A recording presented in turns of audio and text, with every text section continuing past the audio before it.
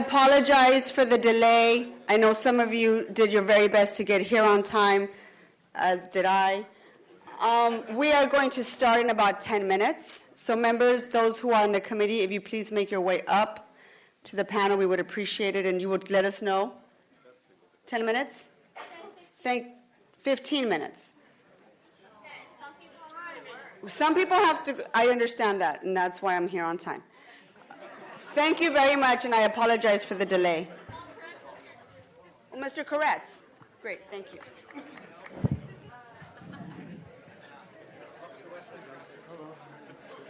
I managed to get here.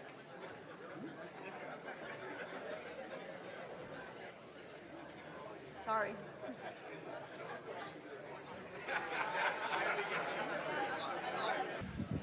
Good afternoon, ladies and gentlemen. Thank you for your attendance and for your patience. My name is Curran Price. I'm chair of the Council's Economic Development Committee.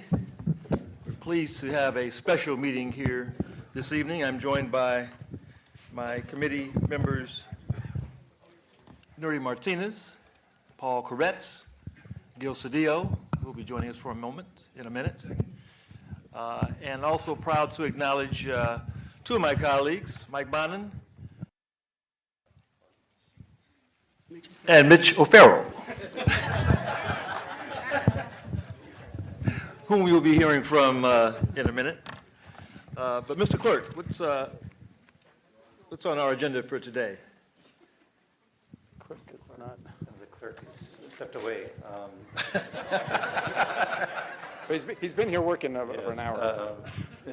John Wickham with CLA's office. The item number 1 on the agenda are comments from the public regarding establishing a minimum wage for all employees within the City of Los Angeles and inclusion of wage theft provisions to any citywide minimum wage ordinance. Well, I want to welcome everyone here to our third and final community hearing to discuss our current proposal to raise the minimum wage in Los Angeles.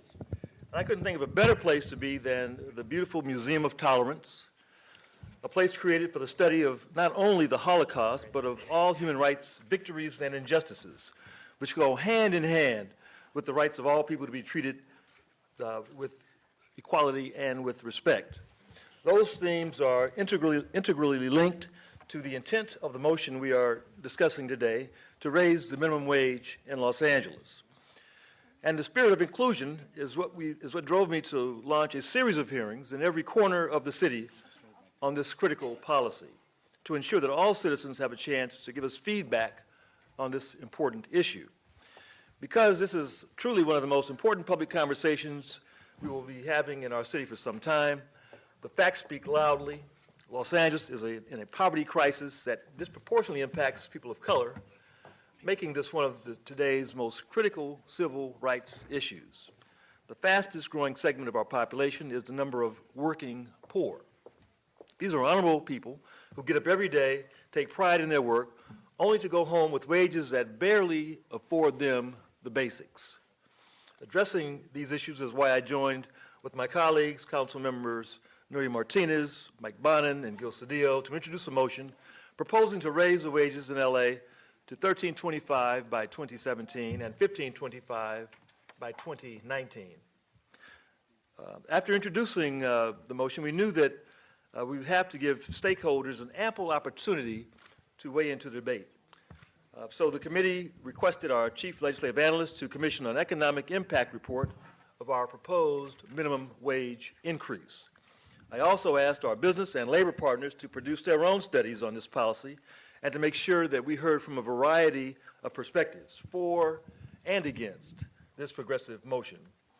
That process produced 3 very different studies that this committee will be considering. But over the past couple of weeks, we've had a chance to hear from hundreds of community members, business owners, advocates, and activists on this issue. And I think my colleagues will agree that this feedback that we're hearing from you is certainly the most important component. Before we begin tonight's speakers, I'd like to invite our committee members, my colleagues, to say some words, if they choose. Mr. Cedillo. You want to start with Mr. Kritz? I'm going to finish with Mr. Koretz. Okay. So, thank you, Mr. President. So look, thank you everybody for being here. I'm really appreciative of you being here, particularly my colleagues who all made a trek to get here. I love Los Angeles. I love the traffic. I love the energy. I love how dynamic it is. Except when you have to get someplace in a hurry across town, then it's challenging. But it's our choice. We have other choices to make today, or we're in the process of making choices. This is exciting because LA is ready to embark on probably one of the greatest and most grandest shifts of wealth this nation has seen. And that's what's been proposed by the mayor. That's what we're looking at. And so there's other proposals that we have. When I started a few years ago, 16 years ago in elected office, we would talk about that in my office.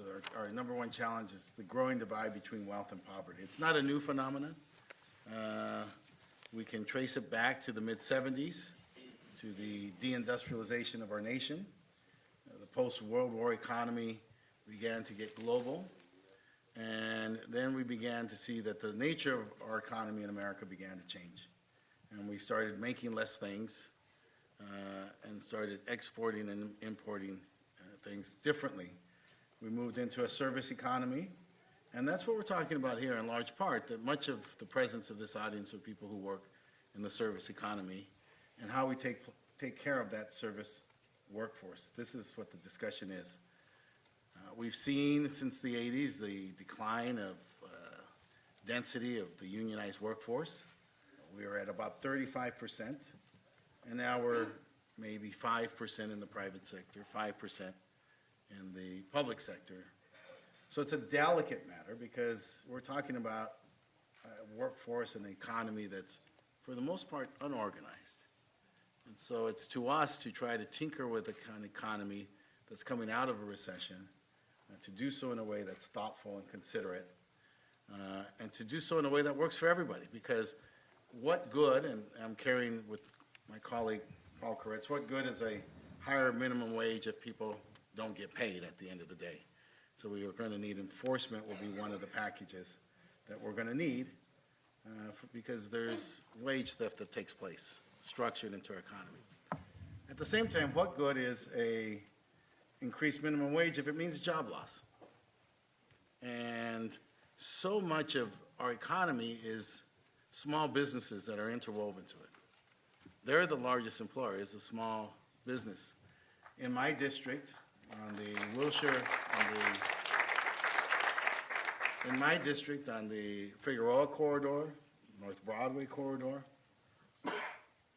it's small businesses that are the employers and small businesses that have come to us to talk to us about how we do this, right? Because this growing divide between wealth and poverty, they're not the big beneficiaries of it.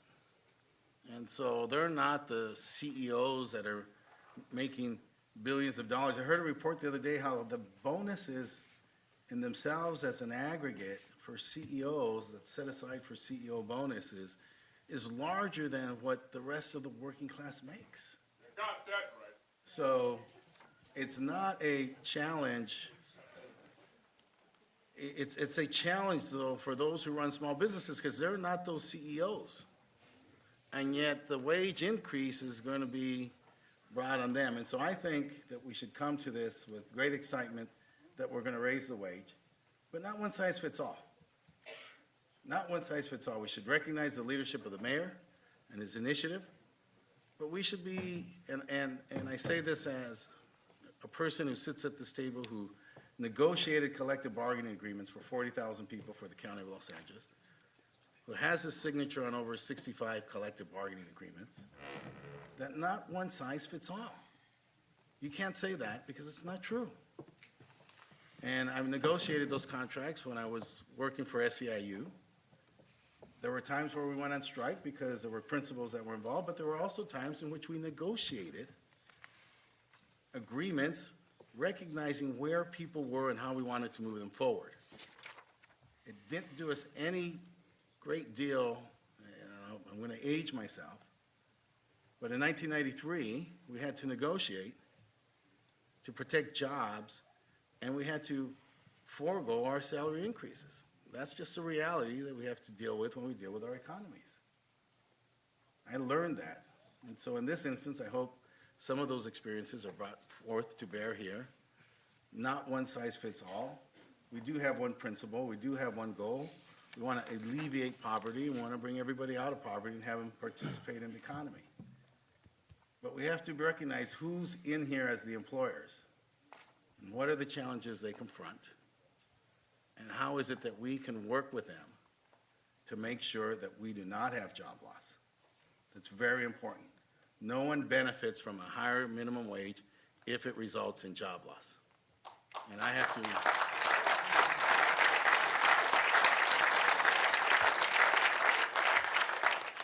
And finally, let me say this, that this is a question of,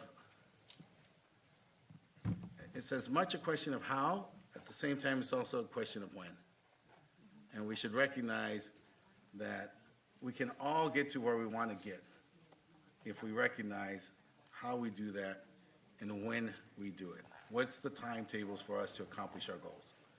And so I thank everybody for being here. I'm excited about what we're about to do, but I think it was, for me, it's very important to be very candid about this and the differences that are involved in each and every working environment, each and every single working environment in the city of Los Angeles.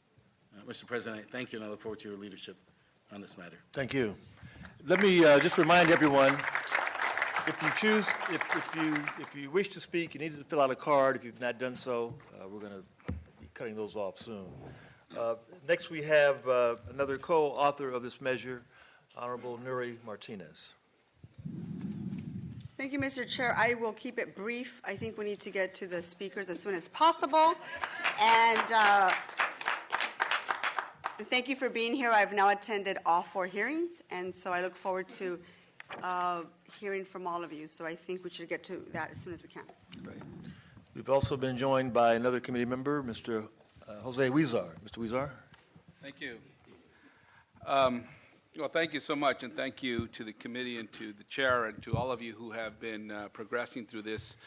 I think this is one of the most important items the City of LA can be discussing at this time, as we see how it is becoming more unaffordable to find a place to live in the City of LA, and we see the disparities that have been increasing. This is one of many things the city can do to help close that gap. I think that as we are transforming the City of LA and we're looking to the new LA, that it is one where one of the most important things we can address is this gap. So thank you so much for having this. I look forward to the discussion. And as Ms. Martinez said, the sooner the better that we get to something. Thank you so much. Thank you. Thank you. You know, when we talked about having a series of meetings around town, Councilman Koretz was insistent that we have something here on the west side, and so we're honored to be here today in his district, the Honorable Paul Koretz. Thank you, Mr. Chair. And welcome to the 5th Council District, Museum of Tolerance. Mr. Price described their importance well, so I won't repeat it, but I'm very proud to have this institution here in my district and work closely with them. And hopefully tolerance is a metaphor for everyone's opinions, which are quite diverse on this issue, and hopefully we come up with an approach that works as well as it can for everybody. I think Mr. Cedillo said almost everything I would like to say in as articulate a manner as you possibly could. We obviously want to help people get out of poverty. Now, for me, the highest priority piece of this is the wage theft piece. And I've worked on this for almost 15 years. Just missed actually putting a solution in place about 13 years ago when the governor who I needed to sign it got recalled. So we missed it by that much. But 12, 13 years later, I hope we can put a wage theft enforcement process in that is so effective that it becomes almost self-enforcing, And for those of you who don't know exactly what we're talking about, there are a lot of folks that get paid $5 an hour when we have a $9 minimum wage to do work in janitorial or other industries. There are people that certainly don't get paid overtime. There are people that do a certain amount of their work off the clock. And in the worst case, there are people that will work for a number of weeks, and then the employer will say, well, come get me, make me pay you. And those very few that go through the process and are awarded money, of those people, less than 20% ever see their wages. So this is a process that doesn't work. And we can't say, well, let's move it from $9 to $13.25 without bringing those folks along. Otherwise, all you're doing is increasing the gap between what they're supposed to get and what they actually get. And could some people be driven out of business whose business model is cheating and impoverishing people that at least deserve a minimum wage? Maybe a few will. And if that happens, we'll happily wave goodbye to them and let their business go to the people that obey the law.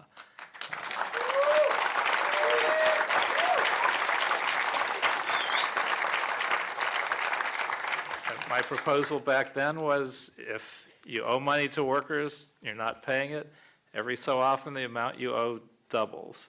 And then if you don't pay, it doubles again. And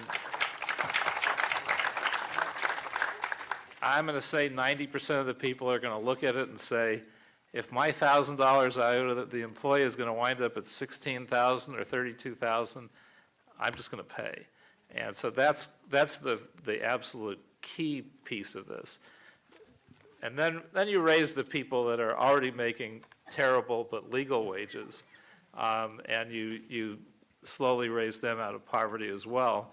And hopefully we do it in a way that causes the least harm at the same time. We don't want to drive businesses out of business, but we do want to pull people out of poverty. And if we do this right, and maybe with a scalpel, I'm hoping that we can do both. In fact, I'm confident that we can do both and make this city a model for the way you handle employees in currently low-wage, minimum-wage jobs.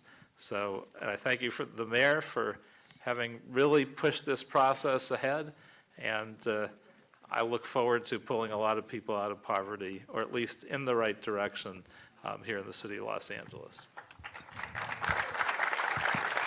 Thank you, Councilman, for your comments and for your hospitality this evening. Although not members of this committee, there are two of our colleagues have been following this discussion very closely, have attended several of the hearings, and I would just like to extend a courtesy to our colleagues to make a few comments. Councilman Mitchell Farrell from the Hollywood area. I think there's a microphone over there, Mitch. And thank you for joining us this evening. You bet. Thank you, Chairman Price. Colleagues, it's really terrific to be here. And Mike Bond and I have attended every single hearing because we wanted to hear the comments. And I think anyone who has sat through these hearings has been privileged to do so. The diversity of opinions, the feelings, the raw emotions that have been expressed are based on authenticity and experience. And we really appreciate the comments from the public because that will help us craft a better policy going forward. I think also, having said that, anyone who has attended these hearings, I think would be hard-pressed to argue against raising the minimum wage. I know that I stand with my colleagues in supporting raising the minimum wage. There's no question about that. But there are backdrops to consider as we move forward.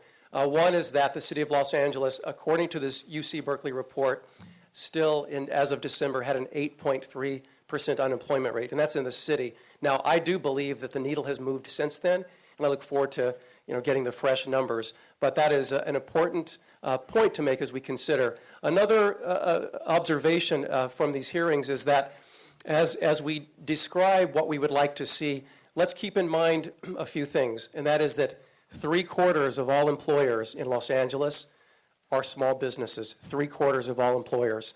And so these are businesses that aren't publicly traded, that they're not on the stock market. They don't have, CEOs making multi-million-dollar checks, et cetera. So within that context, we need to make those considerations, along with the fact that costs generally are rising and rents are rising, which brings me to something else, and I mentioned this at the very first hearing in Watts, and that is the elephant in the room, and it's been talked about already up here, and that is the lack of affordable housing in Los Angeles. It must be addressed. We need to move forward in a direct manner, and I know with Chair Cedillo and the Housing Committee, we're doing some good things, and we're going to move forward, and this council is going to exhibit leadership on what, helping close the gap in that sense. There's an interdependence here between the lack of affordable housing and the gap between the minimum wage and where it is, especially in comparison to a couple of generations ago. We need to improve that and move those numbers in the right direction. There is no question about that.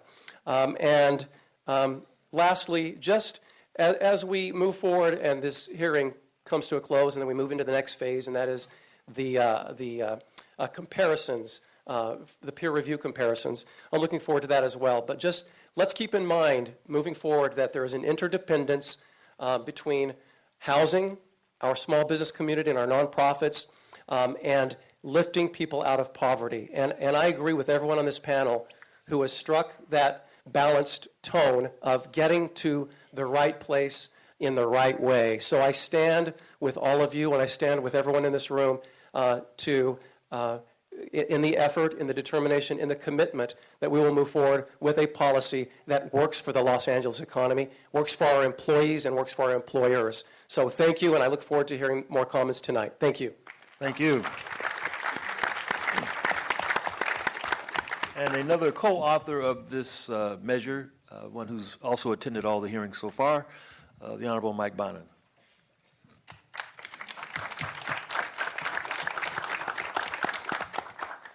Thank you, Mr. Chair, and thank you, colleagues, for being here tonight.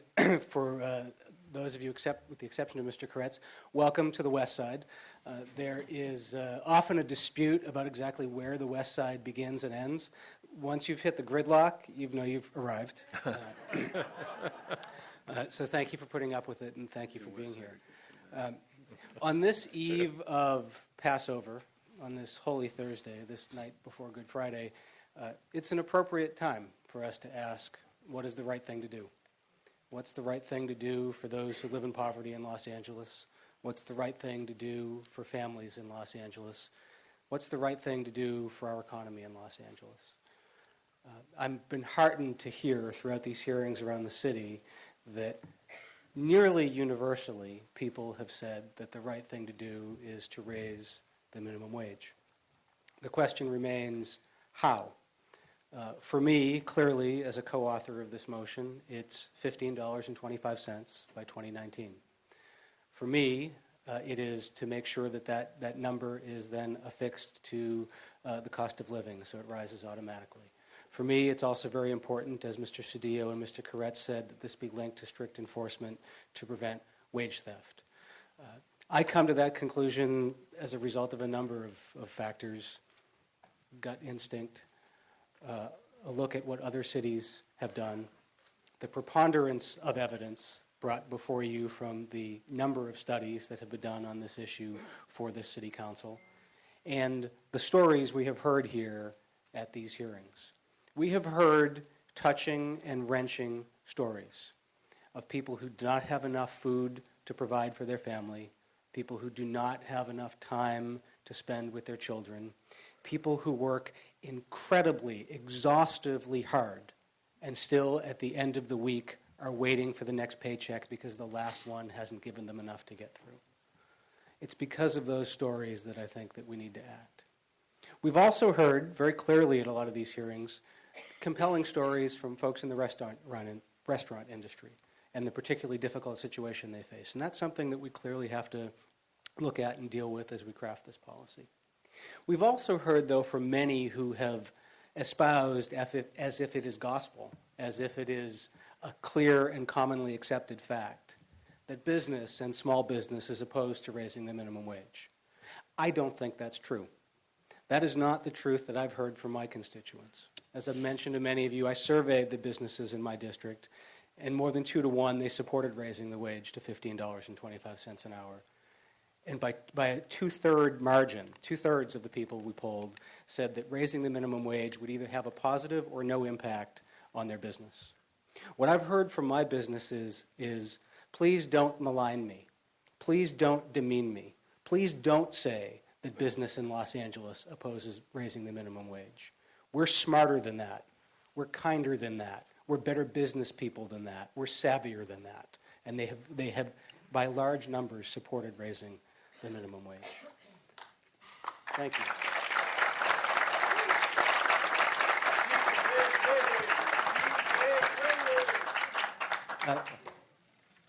There's a lot of details for us to consider, and this body will be considering them.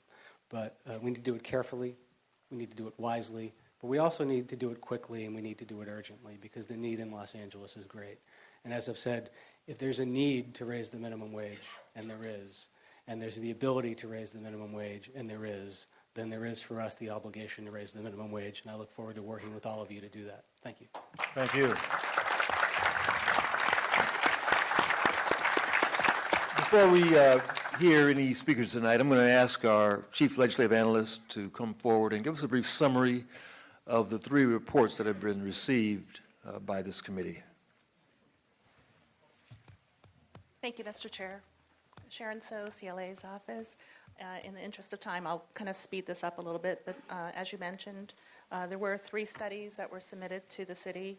The purpose of these meetings really is to solicit input from residents and business on the impact to them as well as on the city economy. The first report that we received was from UC Berkeley. That study was commissioned by the city. They essentially found that the proposal itself would have significant benefits to workers and their families, with approximately 542,000 and 609,000 workers actually seeing an increase. In terms of operating costs, on businesses, they indicated that on average it would be about a 0.5 to 0.9% increase, with the greatest impact on food service, healthcare, and social assistance businesses. Because of decreased consumer demand, they indicated that there would be a corresponding reduction in jobs of 1,500 to 3,500 jobs. But when the regional impact is taken into consideration, that there would actually be an increase of 3,700 to 5,200 jobs. They conclude that the benefits outweigh the costs to the city, and when the county impact is considered, the net impact will be positive. They also indicated that it would be essential to monitor and enforce, and they indicated that nonprofits and small businesses may need some special assistance. The second report that we received was from Beacon. That study was commissioned by the Chamber. They essentially concluded that the proposal to increase the minimum wage is overly broad and does not provide a good cost-benefit return to the city. They determined that the proposal would aid some families, but that other families who should not necessarily be the focus of the minimum wage increase, such as tipped workers, would also receive that increase. They found that half the workers receiving a pay increase do not live in the city, and only that $1 and $4 paid by city consumers and businesses would actually benefit the target group. They estimated that of the 150,000 jobs that would be created, that approximately 73 to 140,000 of those jobs would not be created because of a minimum wage increase. They cited that labor costs on business could increase their costs by 9 to 11.5%, with most of the impact occurring in personal services, food services, and administrative and support businesses. The Beacon report concludes that the proposal itself would have significant negative impact. The benefits would be small, with only 1/4 going to the target group, and the cost to the city very high because of the possibly erasing job growth. Their report also identifies a number of mitigating factors, such as reducing the size of the increase, eliminating tipped workers, extending the phase-in, etc. The third and final report was from Economic Roundtable. That was commissioned by the County Federation of Labor. They essentially found that the LA itself is ahead in wage inequality. They focused on the $15.25 wage, and they found that for every $1 increase, that it would result in a $1.12 stimulus to the economy. They found that the job creation would be approximately 25,000 jobs in LA, with 46,000 jobs being created in the region. They indicated that they believe that businesses would be able to make adjustments to prices with negligible impact and changes in hours and benefits. They indicated that 7 industries should be monitored closely, including food service, janitorial services, child care, residential care. Their conclusion is that the proposal would be an adjustment for businesses, but would result in a bigger and more sustainable economy in LA. And they also found that it would be an engine for economic recovery in low-income neighborhoods. They also cited some best practices, such as phasing in the increase, keeping it up with the cost of living, and no exemptions or deferrals. The final thing I wanted to add is, at the direction of the Chair of Economic Development, our office was asked to conduct a peer review of all 3 studies that were submitted. There was a selection made of 2 professors, one who is from UCLA, second professor is from the University of Georgia and Rand Corporation. We expect their study to be completed sometime later this month, and that will be also presented to the committee upon completion. Thank you. We're going to take testimony from those of you who desire to speak. We're going to just ask that you limit your comments to 1 minute so that we can accommodate everyone and move forward efficiently. So please come forward as your name is called. Mark Loringer, Sharon Cummins, Cliff Goldstein, Roy Saman, Rusty Hicks, and LaFonza Butler. In that order, please.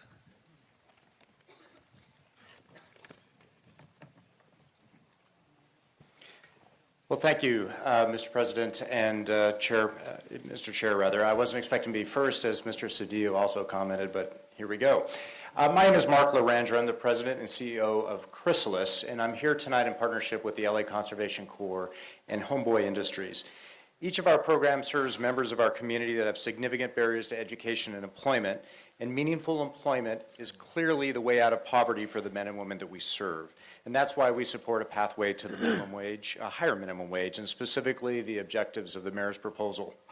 Each of our nonprofits operate transitional job programs. These programs provide limited-term training and require us to invest significant resources to help prepare program participants for the transition to permanent employment. The cost of these additional resources is nearly as much as the wage itself, between $4 and $7 an hour, and is funded from government and philanthropic support. The impact of a rapid and large increase on the minimum wage to our programs would be significant and likely force us to reduce the number of program participants that we serve. We ask that you take this into account as you craft the legislation. Thank you. Thank you. Thank you for your comment. Good evening, council members. I'm Sharon Cummins. I have the privilege of being the former chair of Mar Vista Community Council. I'm also co-chair of the West Side Regional Alliance of Councils Land Use and Planning Committee, and I co-chair the Zoning Advisory Committee for the Recode LA project. That's the citizens' side of the 3 advisory committees on that project. I'm speaking tonight as a private citizen. It doesn't take a rocket scientist to see that we're not going to solve our housing affordability problems without raising the minimum wage. I support the mayor's proposal. I only wish it could happen faster. I don't think it should wait quite so long. I feel that it's a matter of justice, it's a matter of a strong economy for the city, and it's a matter of putting more money into the hands of people so that they can have an easier time achieving housing. Thank you. Thank you.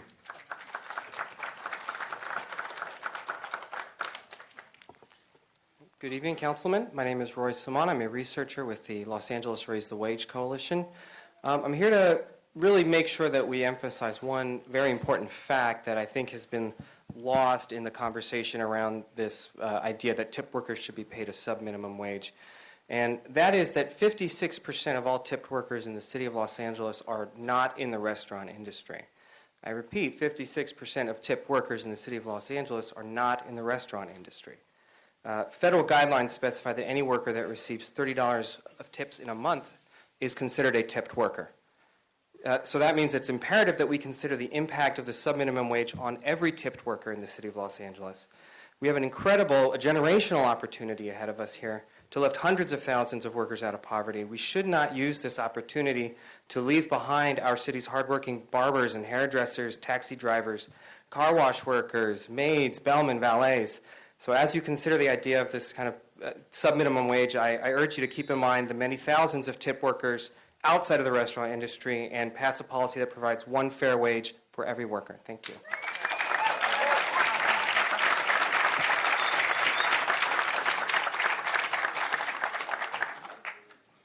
Good afternoon, Rusty Hicks with the LA County Federation of Labor and the Campaign to Raise the Wage. I stand in strong support of raising the wage to $15 an hour as soon as possible, enacting strong wage enforcement provisions, and giving folks earned sick pay. Tonight I want to focus on the wage enforcement component, which I think has two important pieces. One is you have to empower the city, you have to give the city the tools to ultimately enforce the wage. But just as important is to have a mechanism to implement and to use those tools in an adequate fashion that not only is a city bureau or entity, but also partners with local community groups who have earned the trust of workers throughout the city. So as you form this policy, we ask that you raise the wage to $15 an hour, enforce the wage, and give folks earned sick pay. Thanks so much.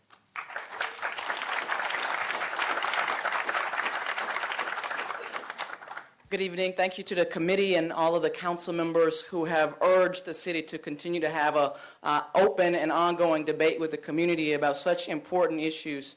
My name is LaFonza Butler, and I also stand in support of raising the wage to $15 an hour, creating a robust enforcement mechanism to make sure that workers are actually getting the wage that they agree with, and providing earned sick pay. I want to focus my comments just a bit, not necessarily about the wage itself, but about what the wage does. The wage, by raising the minimum wage, we take away the government subsidies that provide child care. We take away the government subsidies that provide transportation. We take away the government subsidies that provide housing. We've got to, of course, raise the minimum wage. Free our government of those kinds of commitments so that our government can actually move forward and provide added services that our communities need. Thank you so much. Thank you. I'm told that the microphone on this side is also live, so you may choose either one. Ruben Gonzalez, David England, Constantin Delilian, I apologize, Adina Tesler, Betty Frazier, Genevieve Harrison, and Joseph Centino. Thank you, Mr. Chair, members of the committee. My name is Ruben Gonzalez. I'm here on behalf of the LA Area Chamber of Commerce. I've been to each of the hearings, and I'm heartened at some of what I've heard from most of the council members at those various hearings. Because what I'm hearing, if true, tells me that you don't have a conclusion in search of a rationale, that these hearings have had impact, and the information you've heard from the studies and from the folks who have come will actually impact what you do. And hearing things like one size does not fit all, that we need to look at the right balance, those are all the right things that we need to hear as we're moving forward, and it's good. Because if that's the approach, then you'll know that it's not the right move to abdicate your authority as policymakers by indexing a wage. You need to be able to look at the facts and see where the economy is and make decisions about raising a wage further beyond whatever the decided time period is. And you need to look at the other impacts to small businesses and other sectors and nonprofits to find the right approach ahead. And so we appreciate and we thank you for having that mindset that the data will drive you to help mitigate the negative impacts of the current Thank you. proposals on the table. Thank you. Thank you. Good evening. I'm here with the LA County Business Federation, and we represent 88,000 employers within the city of Los Angeles. And I want to echo Ruben's remarks that we appreciate the seriousness with which you all have taken this, and in particular, the weight that you've given to the economic studies, and appreciate how you are open-minded on the concerns of the business community and of employers throughout the city. Just a couple of issues that I'd like to add to previous comments that we've made on this. We are concerned that the proposed increase, especially going to $15 an hour, is too much too quickly, and we would urge you, as you're considering the details of the proposal, to consider a longer phase-in period. We're also concerned about teen unemployment. LA's been a national leader in teen unemployment, and a lower wage scale is needed for teenage employees to help ensure they're not locked out of jobs that are an on-ramp to the skills they need to be effective wage earners. These are just two of the many concerns that you've heard us express. Again, we appreciate how you're listening to the voice of the business community, and we hope that will continue. Thank you. Thank you. Hello, council members, and a special hello to Councilman Koretz. You and I did a hot dog cook-off together a few years ago. You remember? I know you'd like to forget. Well, I hate to admit, but we have a trophy that we got from that, and you can imagine what it looks like. So I had it on my desk for a few days, and I had to remove it. I'll just say that. So that means you won. You win. It's a good thing. Hi, I'm Betty Fraser, and I own a small restaurant in Hollywood that employs 34 incredibly wonderful people. I am in favor of the mayor's proposal with total compensation with enforcement. To make that clear, we are not against anything that anyone is asking for. We're not asking for a lower wage. We are asking that with tips in consideration, people will all make the minimum wage that is being proposed. We are just asking that tips are being made to count. Small restaurants have tiny profit margins, and the fact that tips are taxed as a wage and yet not presently viewed on our local level as a wage is hypocritical. We are asking you to please talk to the city attorney about this. Here's my payroll for my restaurant for 2 weeks. It's $28,000. It averages $56,000 a month. My sales average $90,000. Thank you. Thank you for your comments.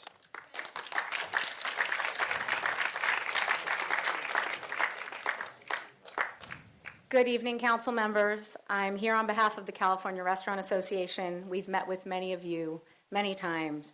As you know, restaurants are the second largest private employer in California, and 40% of those restaurants are here in the Los Angeles area. We've submitted a letter this evening. I think you all are aware of our major issues: total compensation model, a training or teen wage, and a phase-in over a longer period of time with triggers. With regard to the total compensation model, it has been portrayed as a tip credit or a sub-minimum wage. That is not what we are proposing. The proposal would use the state minimum wage as the earnings floor, plus other taxable and employer-verified income as defined by the state of California. We are suggesting a minimum guarantee of $15 an hour compensation for those tipped workers. We are not talking about a sub-minimum wage. Most importantly, I want to address the assertions that have been made by some of the minimum wage supporters about our restaurant owners, who have been here in the largest amount at all of these hearings. These are good employers that care about their employees, that want people to be able to make a good living, and that want to keep their doors open. So please remember that when you make your decisions. Thank you.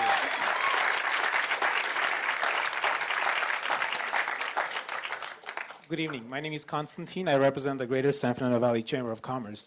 And unlike what the council members said about their businesses, our business members, which represent 16,000 employees, 74% are against the minimum wage. 52% say they have employees that make more than the minimum wage. 50% have their total operation costs toward labor, and they will lose a profit of 10% if this happens. We're not against the minimum wage increase, but we're saying that it'll be lengthier, takes longer to increase, and not this fast. As far as for me, I'm an immigrant. I came to this country when I was 12 years old. I grew up on welfare. When I was 16 years old, I had a minimum wage job of $4.25 an hour. Today, I make 6 figures running my own business. So when you say immigrants need minimum wage, no, they don't. They need education about how money works, and everybody needs education on how money works, not more income. They just need education. Everybody makes enough. They just need to know how to spend it. Thank you. Thank you. Thank you for your comment. Hi, again.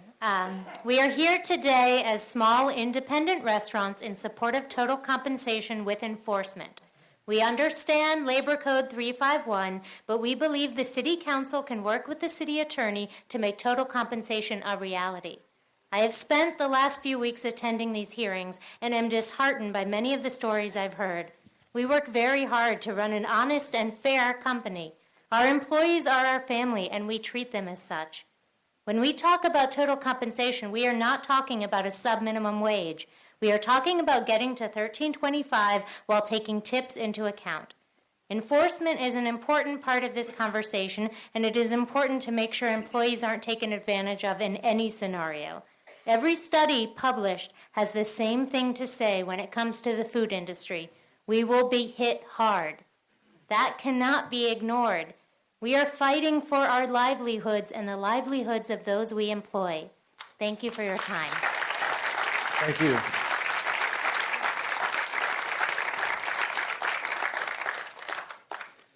Good evening. I grew up in the restaurant industry. I started as a dishwasher at minimum wage. I now own 4 restaurants in downtown. I employ 185 individuals, of which many have been with me since day one. I've been to all the meetings, and I want to make it clear. We run an honest business. When we talk about total compensation, we do not mean sub-minimum wage. We are for wage increase. I firmly believe in strong enforcement against wage theft.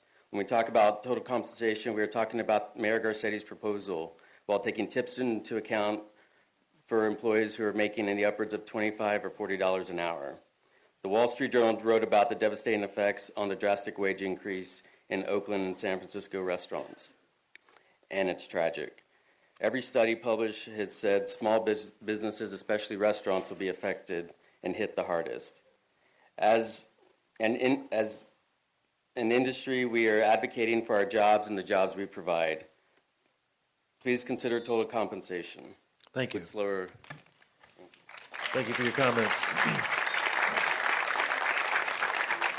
Okay, next up, please, Adriana Sullivan, Tori Taylor, Claudia Chiku, Brenda Stoletto, Zenadia Torres, Ivy Quicho,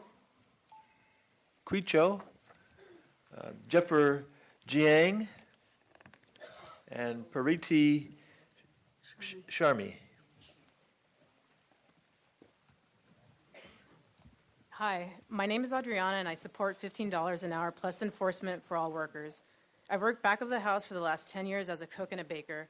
I've seen a lot of the front of the house workers come in barely for a handful of hours and getting cut a quarter of the way into their shift. I've seen how erratic tips are. They vary from season to season and shift to shift. Please stop using back of the house as an excuse. We know the restaurant industry can pay one fair wage for $15 an hour. A higher minimum wage would help cushion the impact of the fluctuations and ensure a basic guaranteed income for tip workers. Thank you. Thank you.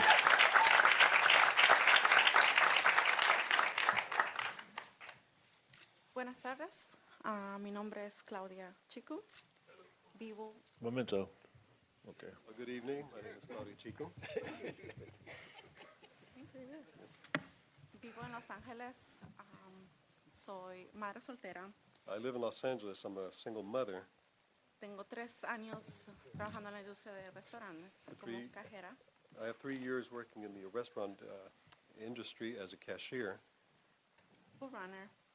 food runner, Mesera. and a waitress.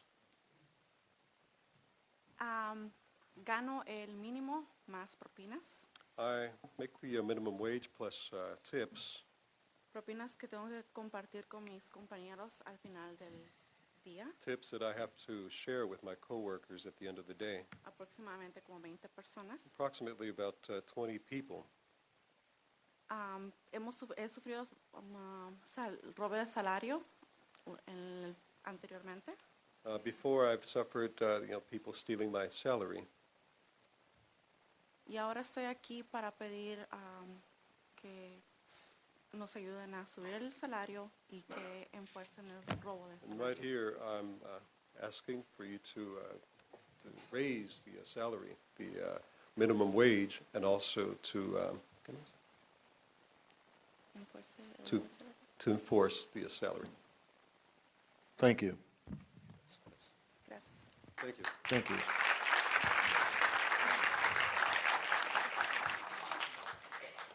My name is Troy Taylor. I've worked in the restaurant industry for 23 years. Ms. Taylor, could you get a little closer to the microphone, please?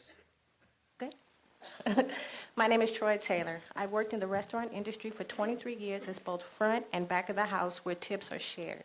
A sub-minimum wage for tip workers is unfair because there is an assumption that we make enough to live on without the pay increase. It's not taking into account slow days, seasonal work, and the fact that tips that don't go only to the server, but the server assistant, the bar, the cook, and even the host. Our jobs are to upsell and make money for the house, but management and owners see us as unskilled labor that doesn't deserve fair play. I myself made $900 for the month of March with tips, which is not enough to live on without outside help. Wage increase to $15 an hour with enforcement needs to go across the board for everyone because it's not fair for us to be kept down while everything around us increases in price. And I have 2 college degrees. Thank you.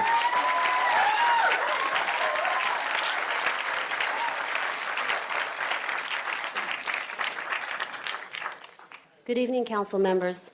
My name is Kathy Huang, and I'm the director of the Restaurant Opportunity Center of Los Angeles. Now, at these hearings, you've heard a lot of stories about how tip workers don't need an increase in the minimum wage because they're just rolling in dough. Well, the fact is that that's not the reality based on our experience and research. The fact is that 81% of Los Angeles' tipped workers are not even making $35,000 a year. And in restaurants, servers, 70% of them are making less than $25,000 a year. Now, as our lives get busier and more so we're relying on food workers to feed us, these same workers are struggling to put food on the table for themselves and their families. So a sub-minimum wage, which is what the California Restaurant Association is asking for, is going to leave thousands of workers behind. Now, as a community, we need to do better. We need $15 an hour with enforcement for all workers. Thank you. Thank you.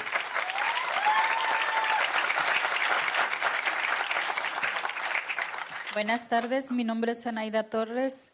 Soy madre soltera de una niña de 13 años. Good evening. My name is Sanaya Torres. I'm a single mother of a girl, a 13-year-old girl.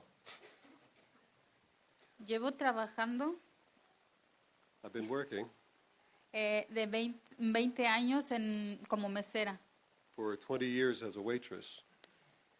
Nosotros nos dejan de 2 a 5% de propina. We get from 2 to 5% of tips.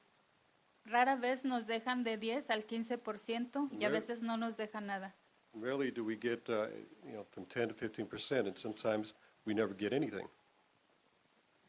A nosotros nos quitan el 15% de las propinas para dárselos a mis compañeros cocineros. And they take 15% of our tips in order to give it to the cooks. Pero a ellos solo le dan como una cora por hora. But they only get about a quarter per hour. También trabajé en Atlanta. En Atlanta tienen este sistema de poco salario y con la propina se completa el salario. Also worked in Atlanta. In Atlanta, they also have a small minimum wage, and also with the tips, you complete your wage. Allá el salario no alcanza para nada, por eso yo me regresé para acá. And over there, you really can't do much with what you earn out there. That's why I returned here. I came back. Pido el apoyo para $15 la hora para todos, sin excepción. And I'm asking that you would support the raising of the minimum wage to everyone without exception. Gracias. Thank you. Thank you.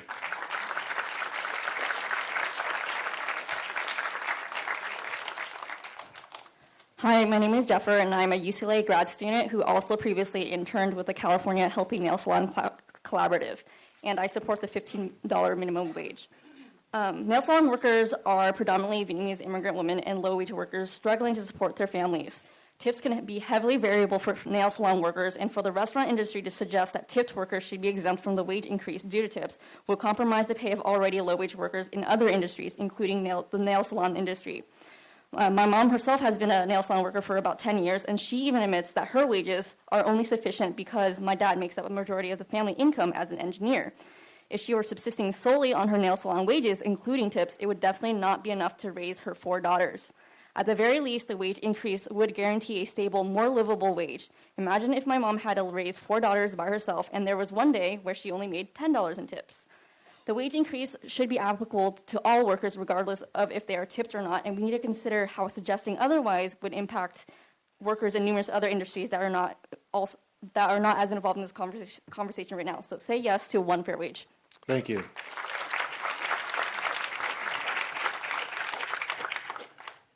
My name is Preeti, and I support a $15 minimum wage with enforcement. I am a PhD candidate at UCLA who researches and works in the beauty service industry in Los Angeles, including a West LA salon.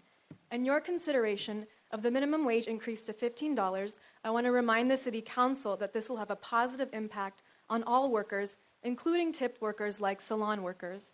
My research shows that the amount of customers who come in for service vary daily, and thus the tips earned each day also varies. Mondays through Thursdays are much slower, so a worker might earn only $5 in tips for those days. Additionally, not all customers tip. For instance, last Saturday, one worker saw 10 customers in a row for eyebrow shaping, and not a single customer tipped her. Tips are supplemental, but they are not predictable, they are not regular, and at times insignificant. Lastly, salon workers are often recent immigrant women who have kids and depend on their earnings to support their families. A sub-minimum wage would hurt these salon workers. Thank you.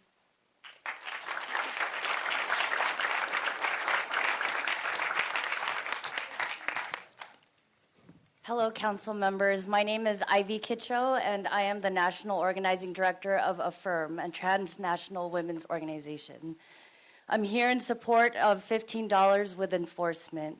The sub-minimum wage is wrong, and it's disproportionately affecting women of color. A majority of tipped workers are women making less to no benefits, low pay, and discrimination. 71% of Asian Pacific Islander tipped workers make less than $25,000 per year. Less than $25,000 per year. Yet, we bust your tables, we cut your hair, we do your nails, we serve your food while simultaneously experiencing sexual harassment at the workplace, experiencing racism and low pay. Then we head home to do our second shift where we take care of our families, we take care of our children, and we take care of our communities. Thank you. Thank you.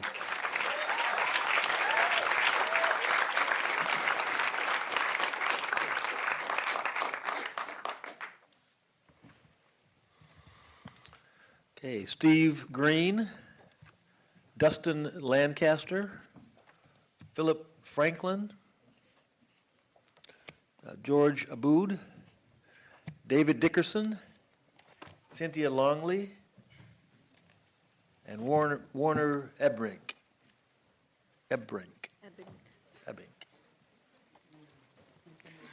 Good evening. My name is Steve Green. I'm the VP of Operations for Pacific Theatres and ArcLight Cinemas. And I'm asking you tonight, as a primary consideration, to consider instituting a training wage as for new hires as part of the proposed increase in the minimum wage. I myself came to the theatre industry from management consulting, where I was running the learning program and doing that for clients as well across all sectors, and I was surprised to see how strong the training is and the life skills and business skills that people can learn. Often students that are on part-time kind of arrangements, and there's a great opportunity to grow in skills, and often they move on. We have turnover at 100% plus a year. So having a 6 to 9 month exemption for new hires would be a great consideration for people's growth and development. So thank you. Thank you. Hi, my name's Philip Franklin Lee. I'm probably one of the youngest business owners here tonight. Definitely not one of the youngest business owners in Los Angeles. I'm 28 years old, and I own and operate 2 restaurants here in Los Angeles. I opened my first one 2 years ago, almost, and the second is at 8 months. We are yet to make any sort of profit, yet we continue to employ a lot of people here in Los Angeles. In 2014, we spent over $350,000 in wages, and with the new restaurant in 2015, we'll spend almost $500,000. A lot of my servers, they walk out with anywhere between $30, $60, even up to $90 an hour sometimes. Again, we're not, I'm not here to really talk the politics. I'm here more to talk about jumping wages where I'm paying $8,000 or $9,000 a week or every 2 weeks, to raising that by 67% would not only hurt the business, it would just straight put us out of business. Restaurants that run 30% profit margins, 30% labor, adding 67% to that brings them to 50%, and we're done. And there goes $500,000 worth of labor. Thank you. Thank you for your comments. Thank you, Council. I'd like to first start off by saying that there seems to be a huge disconnect and misunderstanding as to what minimum compensation is and total compensation and how the math works. So I volunteer myself. If anyone needs to understand it, I'm here to explain it, because there's a lot of confusion on that. As you know, the proposed minimum wage increase is pushing nearly 50% in only 3 years. Price cost increases like this in this capacity are considered catastrophic to any industry and are usually associated with traumatic economic events like massive product shortages, droughts, wars, international embargoes, and similar, not due to voluntary legislation. Now, please be cautious in using our employees' jobs and our life savings as an economic experiment. We're ready to work with you to increase the wage, but we need your help on full minimum compensation with serious enforcement, and we're here to help with that, and protecting small businesses. Our hands have always been tied when it comes to rendering equity to our staff. This is your opportunity to help us. And for all the $15 people, I'd like to ask you where I can buy a fruit-bearing money tree for our businesses. Thank you. Hi, my name is David Dickerson. I'm a small business owner. That business is a restaurant. My first job ever was as a dishwasher making minimum wage, and my grandmother worked until she was 65 as a server, taking care of and building her family single-handedly without a husband. I am for minimum wages increase. I am for, more than anything right now, enforcement, because I'm sickened by what I'm hearing about the fact that people's wages are being stolen. I run an honest business, and I would like to ask the restaurant people to raise their hands if there's people who support enforcement. Because that's what concerns me the most is we're getting a bad rap here. Most of the people I know here worked as minimum wage employees to gain their jobs, to learn their industry. That's how I learned my industry. I paid my way through college by bartending, making money off tips. It's grotesque to me to hear that people's wages are being stolen. We're for that. We're just simply asking that the gratuity be a part of the compensation. And much the way overtime is regulated by the Board of Labor, also the minimum wage floor could be also mandated by the same labor board. We're willing to pay people to get them to minimum wage. We're just asking that tips be part of the equation. Thank you.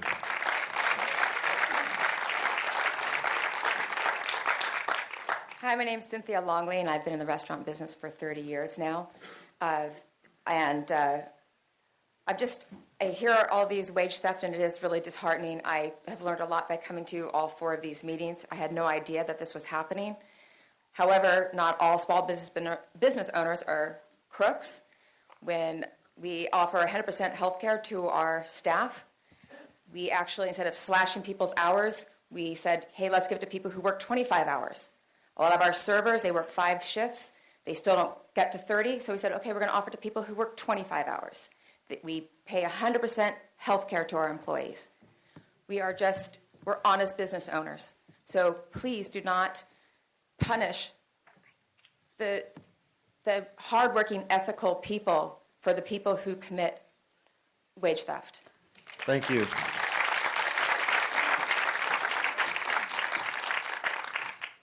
Hi, good evening. My name is Dustin Lancaster. I own 6 restaurants in Los Angeles. I employ almost 100 people.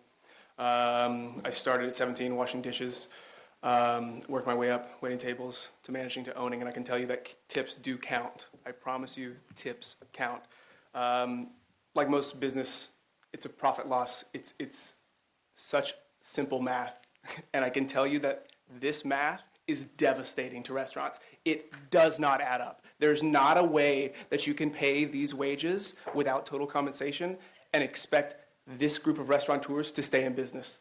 It is such basic math, and it's like all of them will tell you, we can show you the margins. It's a huge misconception that restaurateurs and restaurants make so much money hand over fist. It's simply not true. The margins are slim, and with this sort of hike, it will devastate this town in restaurants.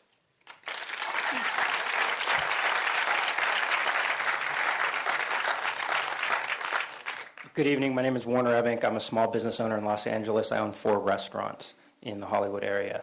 I started in this business 30 years ago, earning myself minimum wage, and I climbed up through the ranks, every position through management, and then at one point I thought to myself, hey, I'd like to do this myself. So I took my knowledge that started as a minimum wage worker, and I opened my own restaurant. Now I have 4.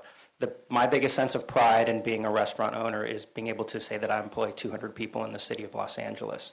If this wage goes through, which I am in support of for the record, I think as all of my co-restaurateurs are, without total compensation included, I will actually have to start by laying off 1/3 of my employees. So that's 70 people just in my business alone.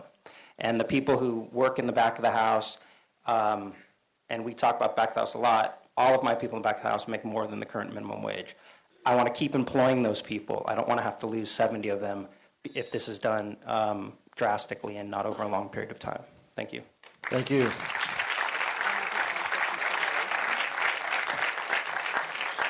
Next speakers, Jeremy Blasi, Tia Kuntz, Susan Grossman, Hamid Hassan, Juan Moran, Gabriel Lazaro, and Caetano Juarez.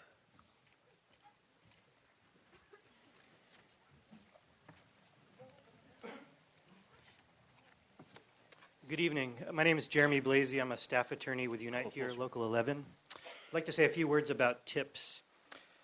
Crediting tips against the minimum wage has long been illegal in California. This is because Labor Code Section 351 provides that tips left for employees are the sole property of those employees. As the California Supreme Court held in Henning v. Industrial Welfare Commission, it was the intent of the legislature to ensure that tipped employees earn the full benefit of their tips. The court held that tip credits against the minimum wage or lower minimum wages for tipped employees are therefore illegal. This applies to municipal minimum wages just as it does to state minimum wage laws. It has been suggested that instead of expressly allowing tips to be credited against the minimum wage, that the city could adopt what has been called a total compensation approach. This approach is likewise unlawful for 2 reasons. First, it would involve the application of a worker's tip toward compliance with a minimum wage. It is an unlawful tip credit by another name.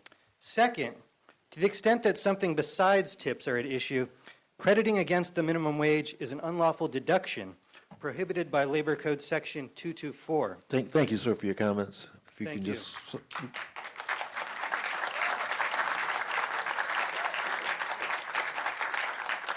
I'm not trying to be rude, but we do want to adhere to 1 minute for everyone. If we start giving exceptions, and everyone certainly would like to have one. So, Madam. Continue. Good evening, council members. My name is Tia Kuntz. I'm the Legal and Policy Research Manager at the UCLA Labor Center. Here to clear up a couple things tonight about tip pooling, especially. So I think you have heard perhaps the suggestion that front of the house workers keep 100% of their tips, and the suggestion that there's inequities between front of the house workers and back of the house workers, that tips actually exacerbate. I'm here to tell you that that's not true. While it's true that tips belong to the employee who gets them, as my colleague Jeremy indicated, employers concerned about fairness can and have the prerogative to implement a tip pooling policy. Tip pooling is really common. It's perfectly legal. It's been legal for at least 25 years. It was upheld in 2009. Here's how it works. An establishment can require that up to 15%, that's not a magic number, that's just what occurred in this particular case. You can go higher or lower if you want. Up to 15% of tips can go into a tip pool. Anyone can participate in that tip pool who's in the chain of service affecting the customer's experience. That includes bussers, dishwashers, cooks in the restaurant industry. That includes vacuumers and dryers in the car wash industry. Wanted to clear that up so you guys understand. Thank you very much. Thank you.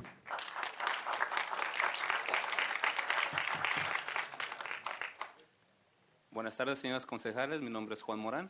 Good evening, council members. My name is Juan Moran. Estoy aquí para apoyar el mínimo de $15 y el alto robo de salario. I'm here to support of the increase of the minimum wage and also the stopping of theft of salaries.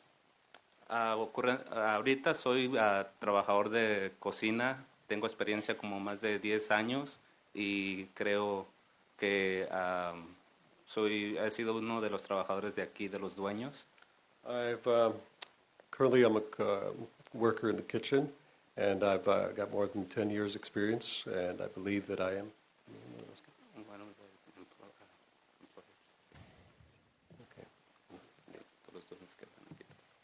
And, sorry. He's worked for some of the employers here. Okay, of the employers here.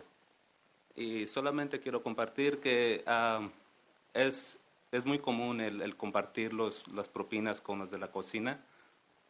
I just want to tell you that it's very common that we share our tips with the workers and the kitchen workers. Pero al final del día todos nos vamos con una mínima cantidad que no es suficiente para sobrevivir.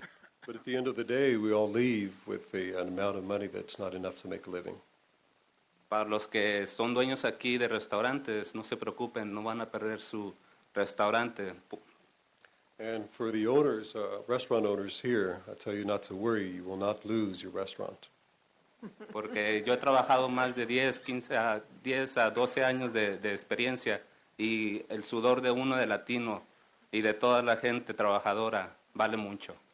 And I've worked for more than 10 or 12 years here in the city of Los Angeles, and the sweat and tears of every worker here is worth a lot.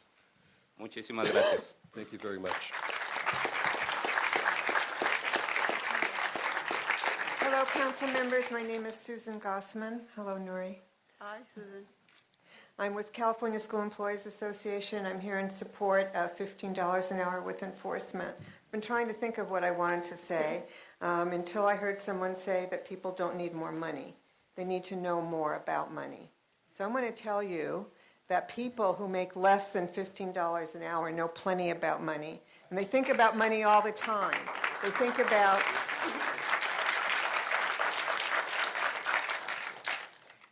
They know what it's like not to have money.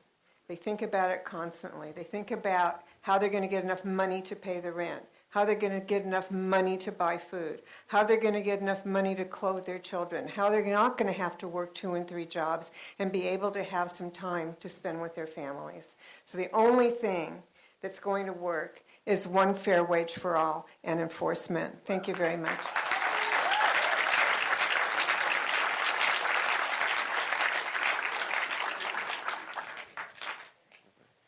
Hello, council members. My name is Hamid Asian. I'm the proud small business owner of Kung Fu Moves, a business that teaches kids how to street safety, anti-bullying, anti-kidnapping, and such. And I support a 15 minimum wage with citywide enforcement. As a small business owner in the Valley, I don't engage my employees' wages based on my own profit, but on what will allow them to thrive, not survive. I've paid any employee well over $15 an hour, regardless of position, to allow workers to be free of stress and struggle. This is my choice, but it should not be my choice to allow a human being to thrive and not survive. We as a society collectively must enforce the right for all humans to thrive. I cannot indulge in even tiny profits above my salary over supporting LA workers and families. Also, as someone who has worked in the restaurant industry for over 16 years, a voluntary social custom such as tips does not mean you can avoid paying someone for their labor. Thank you, and I urge you to raise the wage.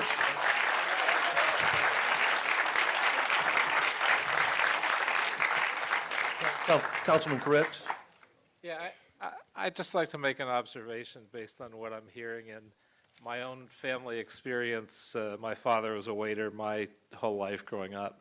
And just something for us to think about as we try to address tips is that there's no consistency in this at all. There are places where the waiter or waitress gets the tip, and that's all. There, certainly from my family experience and my father having worked at several restaurants over the years, some places he got the tips, and they were pretty decent tips. Some places the tips were collected and distributed, and everybody back of the house, front of the house got the same thing. And in the worst location, he kept about 15% of his tips. Some of them were distributed, and the rest were taken by the restaurant owner in what we would now call wage theft. Not relevant to anybody here. This is like 40 years ago. Everybody in that scenario is not alive. So none of them have. I'm not telling anything out of school, and the restaurant's long gone. But I think it'll be a challenge for us to figure out how to deal with that, because there really is no one-size-all that works easily, because every restaurant is so different from every other restaurant in how they operate currently. So I certainly think it's something we should take a close look at, but it's not going to be as easy as it may seem on its face.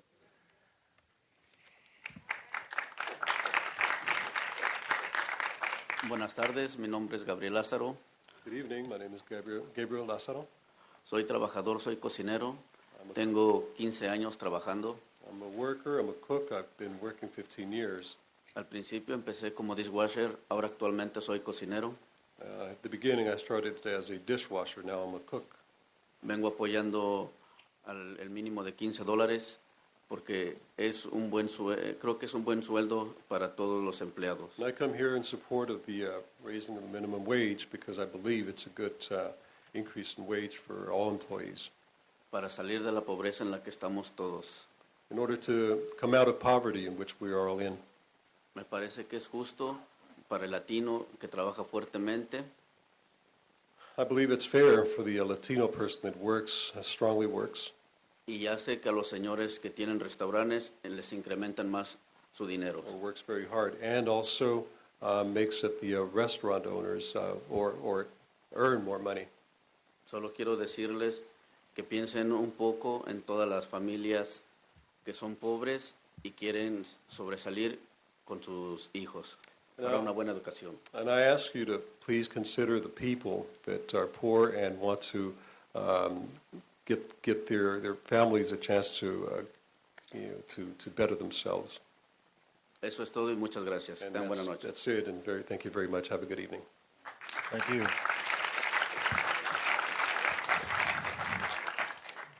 Buenas noches a todos.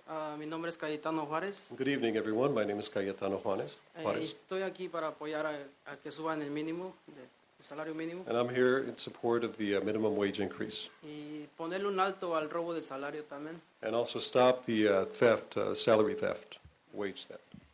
Un mensaje para las personas que tienen los restaurantes en Hollywood. And a message for the owners of restaurants in Hollywood. Nosotros como latinos no vivimos en Hollywood. We as Latinos do not live in Hollywood. Venimos a agarrar un transporte de 1 hora y media, 2 horas para llegar a nuestra casa. We have to take transportation from 1.5 to 2 hours to work. So ahí contamos como 4 horas a 3 horas de transportación. So right there we spend about 3 to 4 hours in traveling. Y realmente cualquier mesero, busboy, dishwasher nos sirve los tips como para pagar nuestro boleto de transporte. And any tips that we get as busboy, dishwasher, waiters is not enough to pay for our transportation costs. So, yo estoy aquí para decirle a todos que realmente todos debemos ser iguales. And I'm here to tell everyone that we should all be equal. Tener un salario digno y nosotros poder darle el 100% a los trabajadores, a los dueños de restaurantes. And to have a dignified wage, and so that we can give 100% to the restaurant owners. Porque yo he estado trabajando en restaurantes donde nomás me dan una posición donde dice, esta estación cuesta tanto dinero, ¿quieres trabajar sí o no? And I've been working with restaurants where they said, this is what you're going to earn. Do you want to work? Yes or no? Gracias. Thank you. Thank you. Thank you.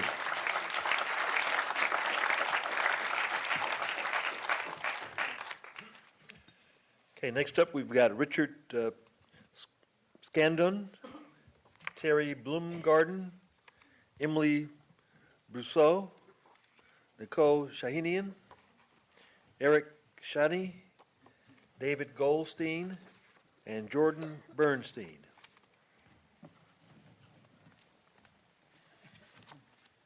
Hi, my name is Richard Skadrin. I'm a small businessman. Used to own my own company, and now I'm a salesman. I'm in the packaging business. Gross profits are 25%. Do you gentlemen, ladies, know what a gross profit is? Do you know when you sell something for $125, it costs you $100 when you're dealing with 25% gross profit?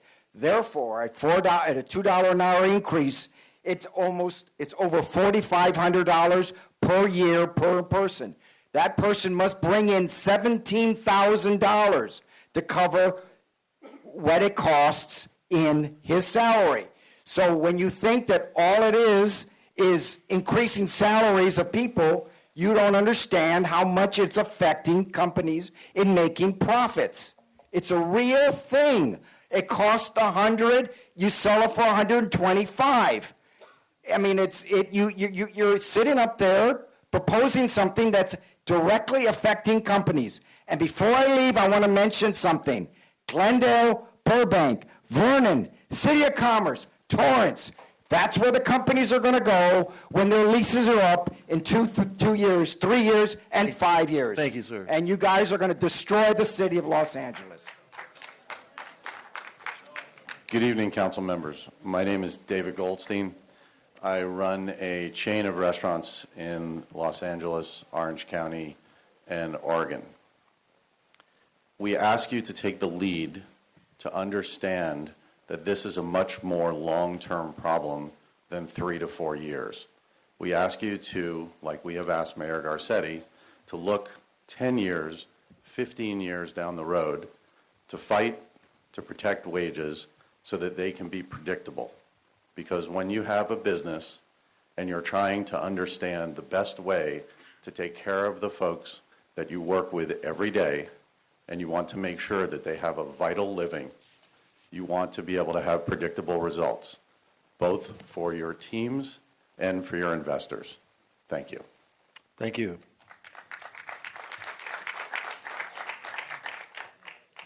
Hi, my name is Terry Bloomgarden, and I have a restaurant that employs 160 people. We've been in business for 80 years.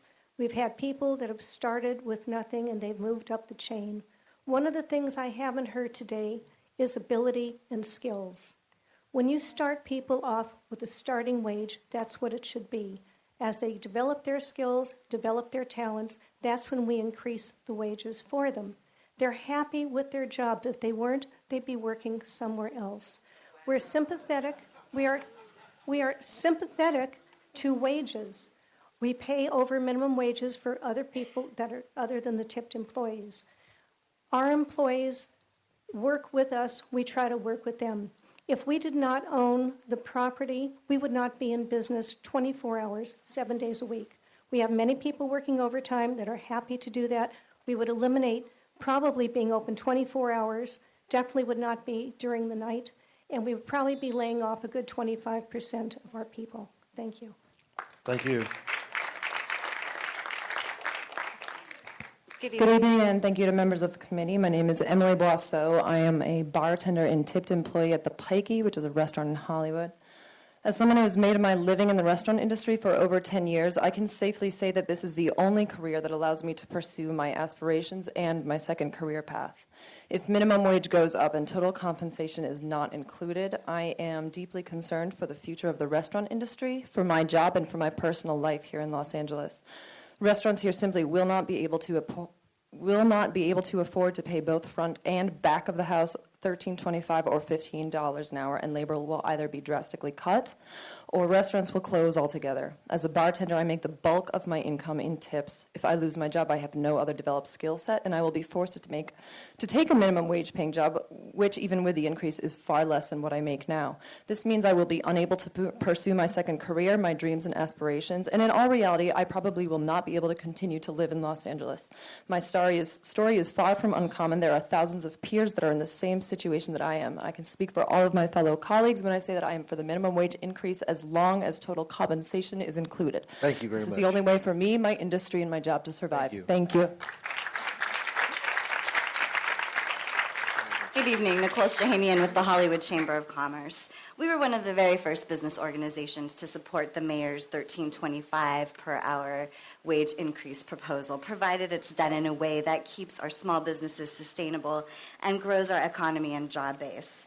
I brought for each of you tonight, hopefully you have it, a copy of the March 25th Wall Street Journal article, which discusses some of the impacts of similar wage increases that have already been implemented in San Francisco and Seattle. I implore you to take a serious look at what is happening in these two cities and apply the lessons learned as you move forward. The article points to the necessary changes restaurant owners in particular have had to make in order to keep their doors open. Reduction of employee hours, a move away from all tips to an across-the-board service fee for all, and introduction of electronic ordering mechanisms. And despite even these changes, some businesses have still been forced to close their doors. We in LA are now in a unique situation to be able to learn from what's happened in these two cities. So please look to them as you go forward. Thank you. Hello, committee. My name is Eric Shaney. I'm a fourth-generation native Angelino, and I really think total compensation counts. I'm not against the minimum wage increase, but total compensation should be included it should just be counted. I've been working in the hospitality industry since for over half my life. Started out as a busboy and moved my way up into general manager position. This is my life and my future here in Los Angeles. I'm worried about the livelihood of the 50 people that I help pay, and I get to see the bottom line. So I know that the increase is going to drastically affect us and probably help close our doors. Unless there are provisions made to include total compensation, we have to keep tips to make them count in order to keep this growing industry alive that helps shape so many neighborhoods and have improved so many neighborhoods that I've seen grow and change in LA. Thank you. Thank you.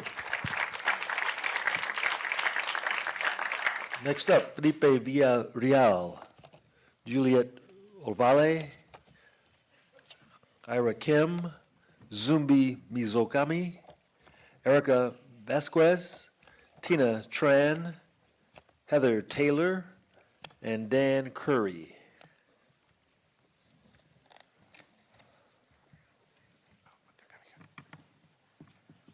Please step right to the microphone.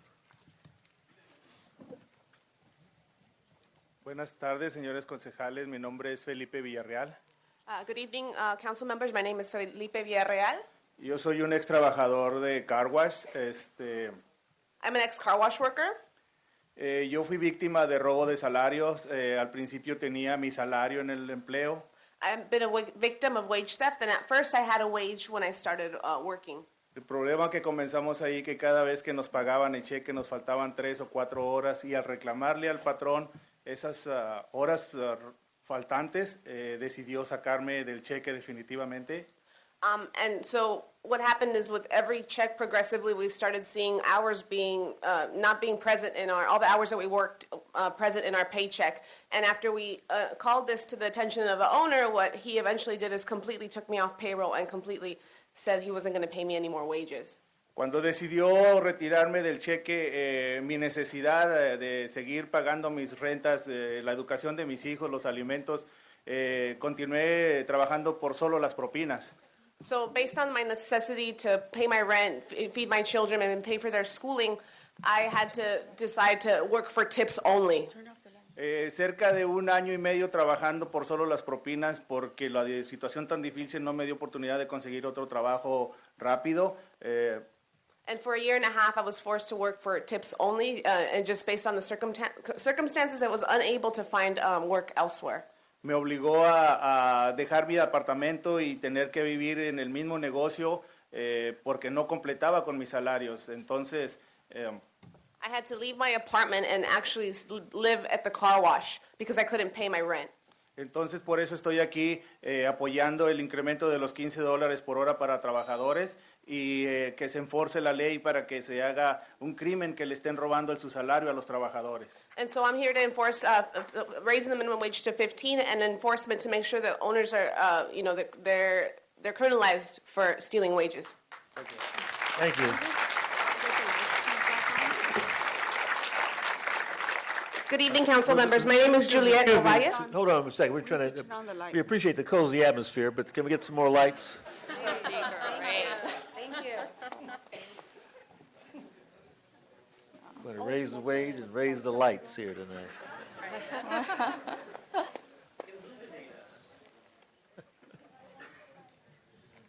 Somebody coming? I thought everybody just left. They're going to go handle it. Okay. All right. Why don't you proceed with it's Thank you. being worked on? Thank you. Good evening, council members. My name is Juliette Ovalle. I'm the lead organizer for the Clean Car Wash campaign. And we are here in support of 15 and with enforcement. The Clean Car Wash campaign is a project that supports organizing efforts of car wash workers that are trying to change and fight for better working conditions in the industry across the county. The car wash industry in Los Angeles is a workforce of approximately 10,000 workers. Car wash workers are tipped workers and commonly victims of wage theft. Car wash workers are typically not compensated for all the hours they work. They work commonly for daily rates that range as low as $35 a day for a 10-hour workday. Oftentimes, they work for tips only. That is, tips only, no wages. The practice of offsetting wages to accommodate tips is currently against the law in California. However, we find that car wash employers already operate with this mindset. Clean Car Wash campaign is asking that City Council oppose a sub-minimum wage for tip workers. A sub-minimum wage would only serve to prolong the existence of wage theft that is already endemic to this industry. We support 15 and strong enforcement. Thank you.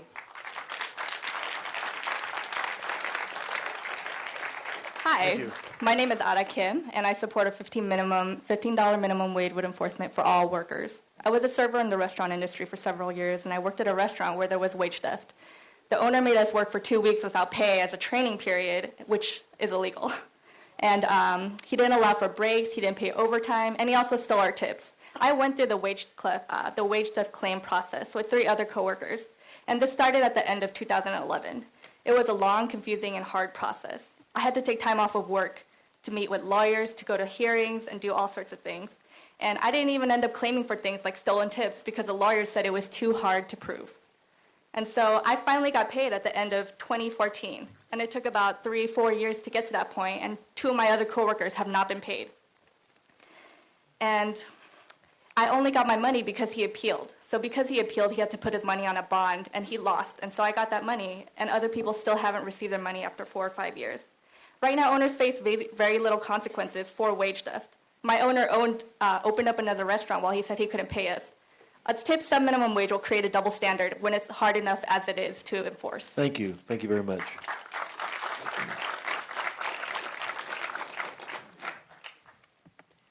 Hi, my name is Erica Vasquez. I am a server of 8 years in restaurants, and I oppose the sub-minimum wage. That same owner that Ada was talking about hired me and wanted me to work for tips only to begin with. I denied because I did not want to be devalued that way. I support $15 an hour for servers, for tipped workers, and all with enforcement because I know how much this type of labor is worth. It's hard. You're on your feet all day long. Your whole shift.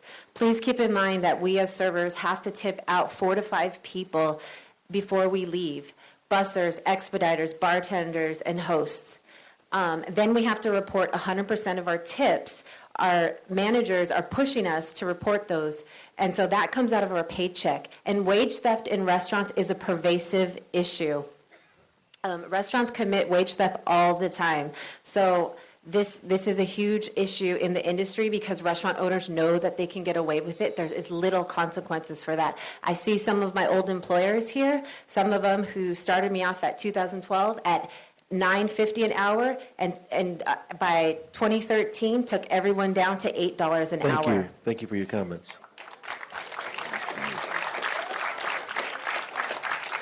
Hi, thank you so much. I have over 17 years tenure in the industry. I've been a prep cook, a busser, a server, bartender in some of the nation's finest restaurants.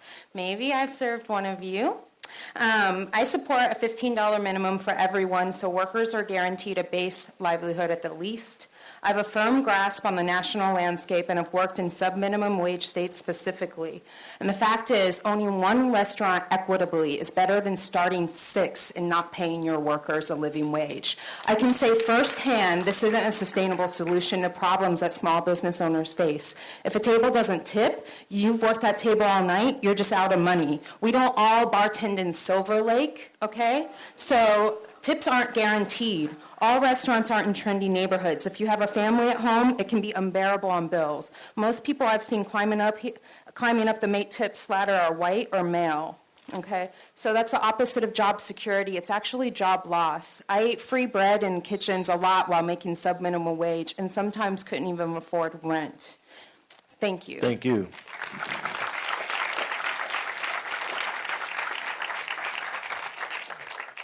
Hello, everyone. My name is Zumi Mizokami. Thank you for being here. I was here on Tuesday as well at the meeting, and I just really appreciate this kind of conversation happening. I'm a restaurant worker. I've been in the industry for over 10 years, and as many people have expressed in multiple positions in the back of house and front of house, and I'm here to support the $15 an hour wage increase with real enforcement, and I'm also opposing the sub-minimum wage, which is an actual term that makes sense, because if you're making less than the minimum wage that other people are making, then that's under. As a server, as a tipped worker, there are nights where you come home with very little money, and there are nights that you come home with good money. But that's when you work in a good restaurant with someone who is not stealing your tips. I've experienced wage theft at almost every single restaurant that I've worked at. For instance, when I get tipped out, a few years ago when I got tipped out, 2 false $100 bills were given to me over a course of 2 weeks, and my employer failed to pay me for that. So that is a form of wage theft. Your tips are being stolen from you constantly. Thank you. Thank you for your comments.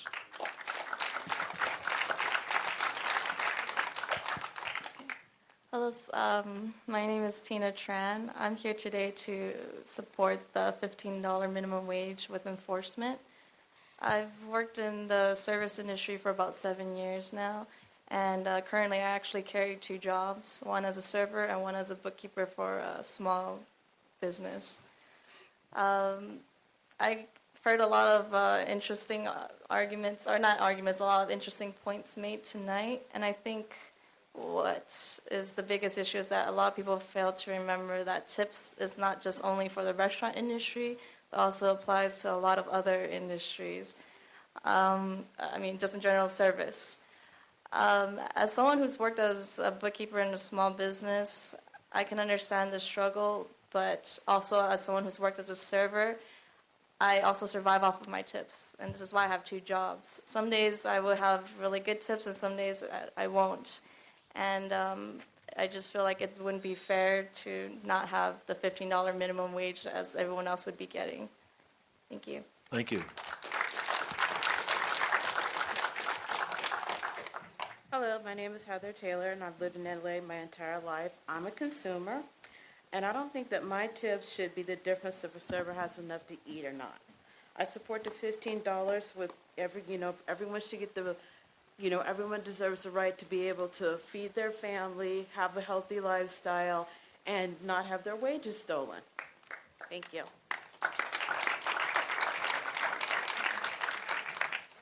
Hello, my name is Daniel Curry, and I'm a resident of West LA. I'm speaking today as a frequent customer of restaurants all over Los Angeles. When I go out to eat, I strongly prefer that my tips be an additional benefit on the top of the minimum wage. I think tipping really loses its purpose if it simply goes to reaching the minimum wage. Tipping is meant to be an added benefit. I also provide tips to many other workers, and I expect those tips to be an added bonus to show my gratitude. I see how hard these employees work, and I want my tip to reward their effort. Thank you. Thank you.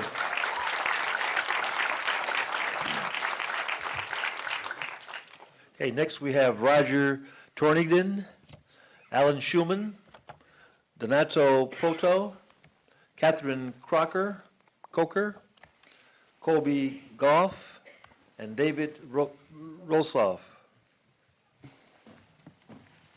Good evening. I'm Roger Tornadin, and I'm the co-chair of Los Angeles County Business Federation Workforce Development Committee. And we share the City Council's commitment to reducing poverty. Unfortunately, the minimum wage increase proposals won't do that. A full-time job working at even the highest proposed minimum wage still leaves the worker deeply below the poverty line. So if you care about poverty, and I do, this very clearly is not the solution. Los Angeles has more small businesses than any city in the United States, and we are the slowest to recover from a very deep ongoing recession. Full-time employment in Los Angeles County is less than it was 25 years ago. The vast majority of new jobs do come from small business.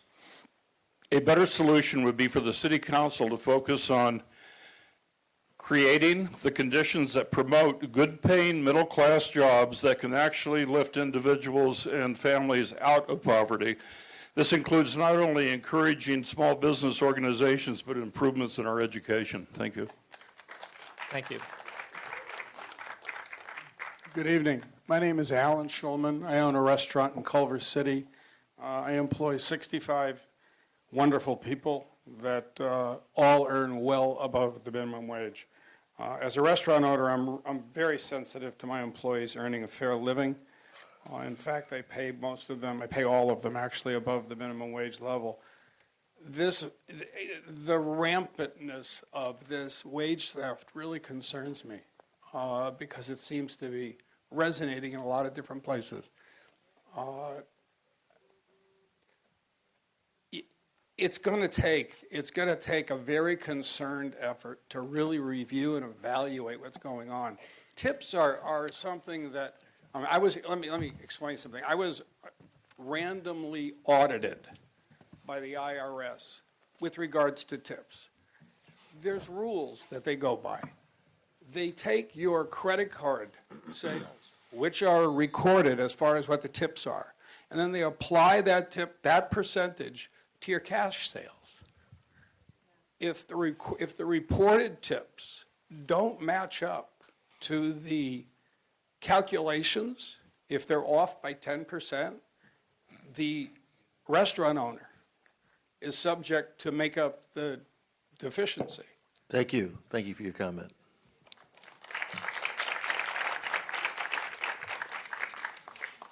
Hi, my name is Catherine Coker, and I've been an hourly server in Los Angeles and a salaried manager in the restaurant business here for over 8 years.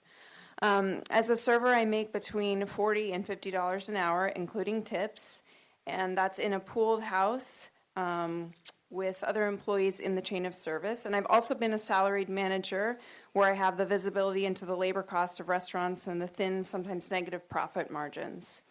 I support the mayor's plan to raise the minimum wage to $13.25 with a thoughtfully paced rollout, and I want to help the non-tipped employees, the kitchen staff, to make a living wage. That's so important. But there also needs to be a total compensation package. Tips matter, because if not, a minimum wage increase will benefit people like me who already make $50 an hour, and the expense increase will require restaurants to decrease their staff in order to stay in business, and that's not the intent, but that's the result. And most important thing to me is to keep my job and work for a great company. So thanks for your consideration.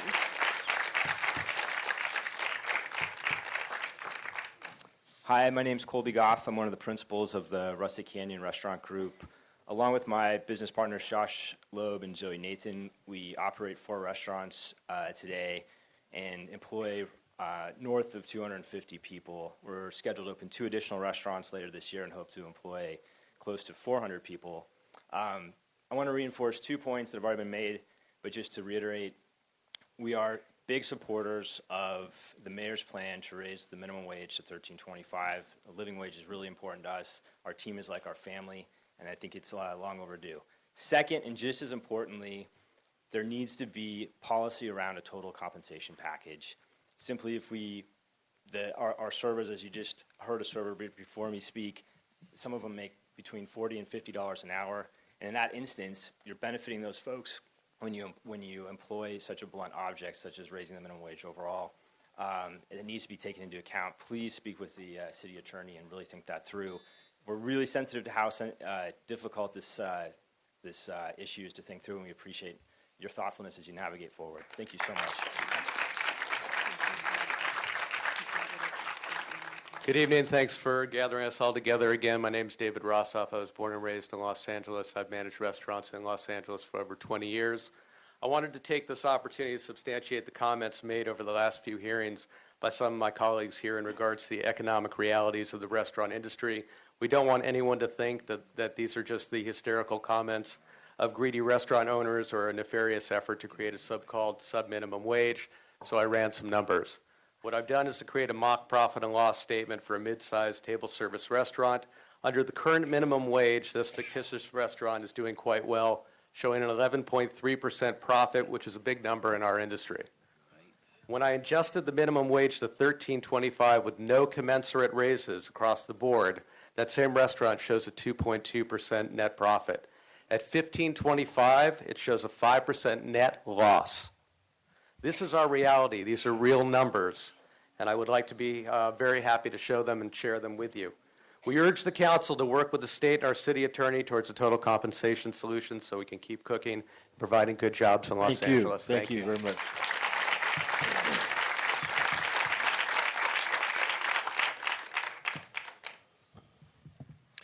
Okay, Desmond Nguyen, Fatima Mureta, Alexander Nagai, John Blue, Julia Arseniga,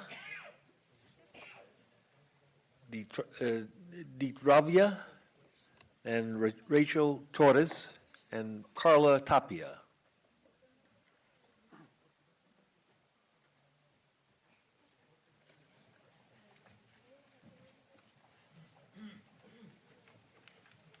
Any of those folks here? Oh, you coming down?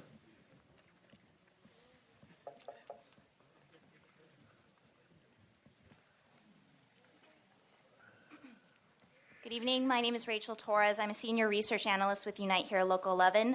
I'm here in support of $15 with enforcement. Because who are tipped workers? Tipped workers are women. Women represent a supermajority of tipped workers in several classifications, including personal appearance workers, massage therapists, and servers.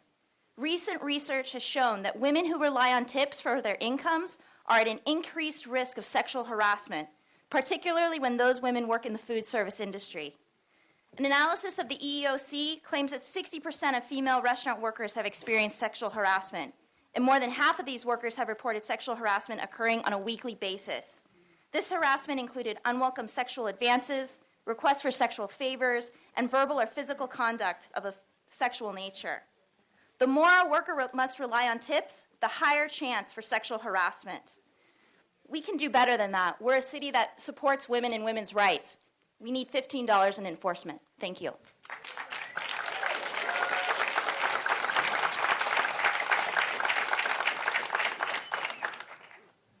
My name is Fatima. I live in Mid-City.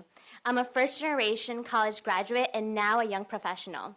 But for the last 3 years, I have also worked as a bartender and server to help my mom pay her rent because she simply can't afford it on her minimum wage job. As a server, I'm touched, grabbed every weekend by male guests who think it's okay because they're tipping me. If my wage wasn't so low, I'd be able to stand up to this harassment. They don't see me as a person to respect. My wage is determined by the expectation of a good time. This isn't right. I deserve a living wage. My mom deserves a living wage. Please raise the wage for all.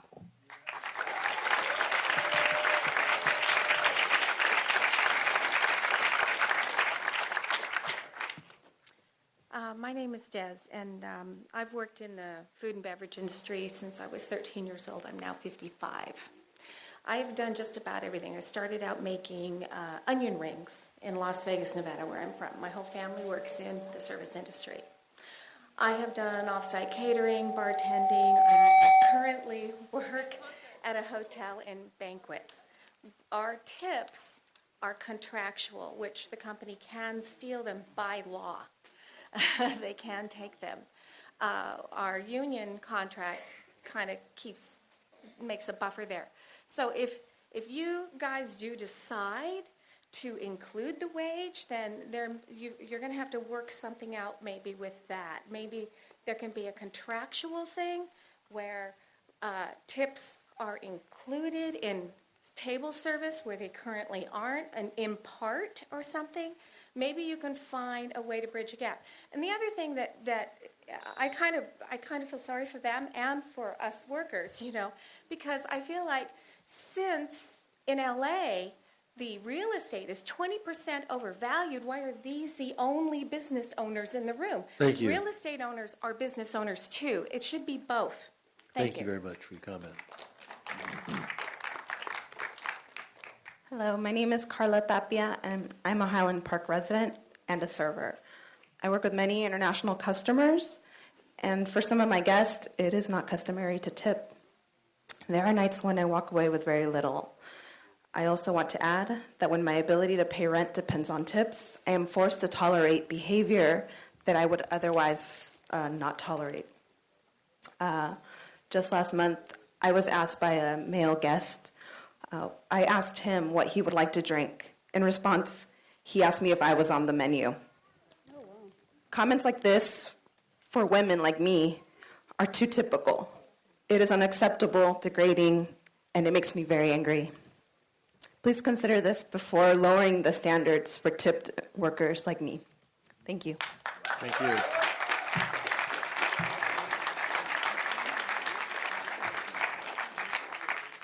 Hi, my name is John Blue. I'm a 45-year political and social activist. I was also in the film industry for 28 years until a little mosquito gave me West Nile virus. I was also for 6 years on the board of the Film and Television Action Committee. FTAC and Gil Cedillo and the County Fed helped us out to stop runaway production. In my activity, I encounter occasional situations like this. This is a no-wage situation. This woman worked for the city of San Fernando, Nuri's backyard, cleaning the pool facilities, the toilets and things like that. She worked for 1 month. She got a paycheck, and then she worked for 3 more months and didn't get a paycheck and asked, hey, where's my paycheck? And they fired her. I took her to Department of Labor. They adjudicated on one issue alone, and she has about 12 different violations, and they fined the company for $834, and there's no mechanism to enforce that payment. There's no mechanism to enforce her violations. There's no mechanism to enforce her appeals, anything that has gone wrong with her.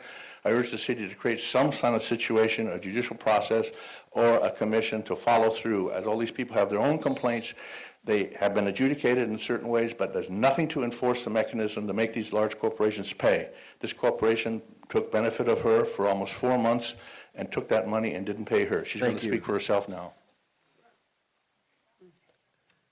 Buenas noches, tengan todos ustedes. Mi nombre es Julia Arechiga. Good evening, everyone. My name is Julia Arechiga. Julia Arechiga. Julia Arechiga. Las cosas que dijo Juan todas son verdad. Things that Walt, Mi amigo my es friend, verdad. said, all these things are true. Yo estuve trabajando por 4 meses I was working for 4 months, y nada más me pagó una sola vez. and he only paid me once. Cuando pregunté por mis cheques, When I asked about my checks, me corrieron. and they fired me.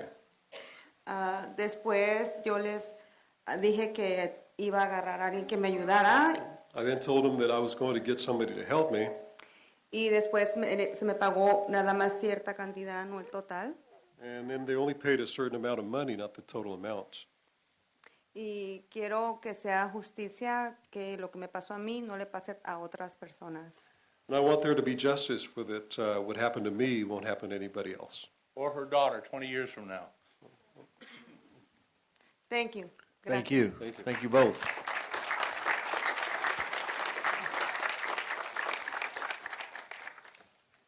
One last one. Hi, everyone. My name is Alexandra Nagy. I'm the Southern California organizer with Food and Water Watch, and I support raising the wage to $15 an hour and with enforcement. Being born and raised in LA, and I have to mention it, always the biggest elephant in the room for me is climate change. And I was really moved by everything that you were saying in the beginning about lifting people out of poverty.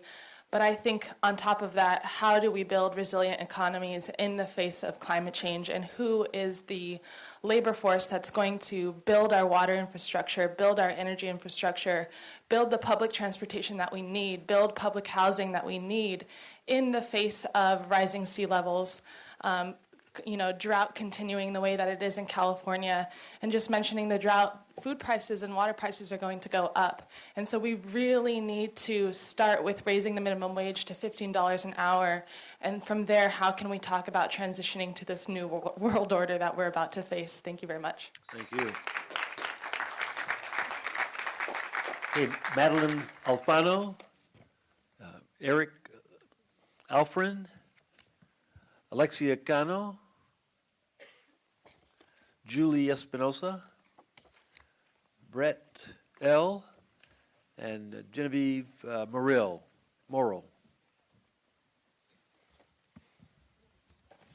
Hi there, Madeline Alfano. I want to start by saying God bless America, because we have the opportunity to all be here and have the right to have our own businesses. I was going to say something. I'm going to educate everyone that's been coming and talking about sub-wage and all the horrible restaurateurs out there. Okay, I don't know where those restaurants are, but they're certainly not sitting in this room. First of all, when we were talking about the tip, the total compensation, everyone will make more than minimum wage if they are tipped employees. For instance, if they earn $6 in tips for the first hour, that will compensate for that. And if they earn $10 for the first hour, they would be getting $4 more than that additional $6. When a minimum wage goes up, it doesn't mean that everyone keeps the minimum wage. Everyone expects that. So if someone's currently making $12 an hour and a minimum wage employee gets $6 more, they now want $18 an hour. Why? Don't they deserve it? Why should someone get $6 an hour more and the other person not? That's what happens in our industry. Everyone will expect a $6 an hour wage. We need total compensation. And Councilmember Koretz, I will come to your office and show you how we keep track of it through our POS systems. And IRS considers tips, wages. We are required to report every single tip every employee gets. Otherwise, we get fined. So I'm happy to stay after and explain how the math works. Thank you. Thank you much.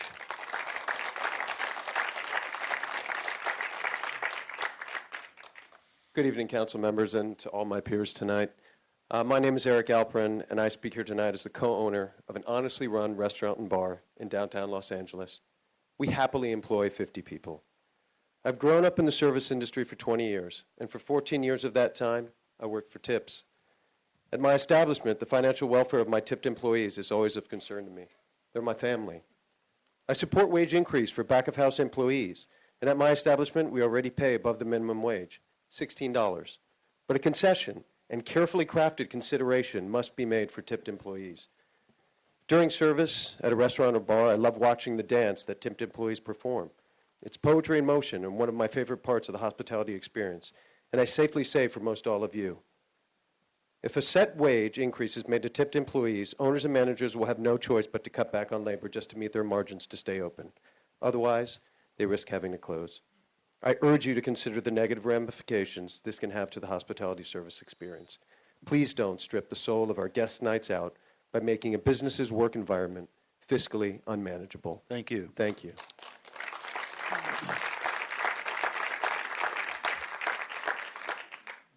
Hello, council members. My name is Laura Metzger, and I've been a bartender for 20 years. Currently working at a hotel downtown, the downtown LA. I make $16 an hour plus tips, and I need that base salary to survive. Los Angeles has a very high tourism industry, and a large majority of the foreign visitors, they do not tip. And this is a huge problem for us. I've worked a whole shift without being tipped. And I've also had the experience, being a woman, that I'm being dependent on tips leaves me vulnerable to sexual harassment from male guests, especially when alcohol is involved. And they think they can do or say anything, and because I have to be nice, they become belligerent or rude, and I have to be nice because I need tips. So this sets up this sort of a scenario when you're dependent on tips in the industry. So for this reason, I just feel that we need to create one fair wage for everyone. So thank you.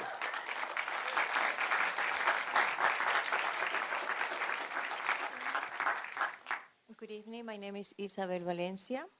I have worked in restaurants and hotel industry in the LA area for 20 years. I heard a lot of things over here different. What can I say now is $15, the minimum wage have not raised it for a long time. So don't be so like, oh my God, it's so much money.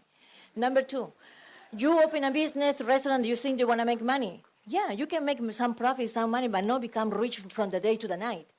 And get a new house in Beverly Hills and the top of the line of brand new car and everything. And we expect us to work for minimum wage. Please, get real. If you made a mistake, change your business. Get another business or get a job in another restaurant. But you are not going to take my tips away. Because that tip only become like a thank you for the customer that they come and I give my professional job to them, my professional service. That is the tip coming from. Not for you to collect and use it and pay other people's salary with my tip. Thank you very much. Thank you.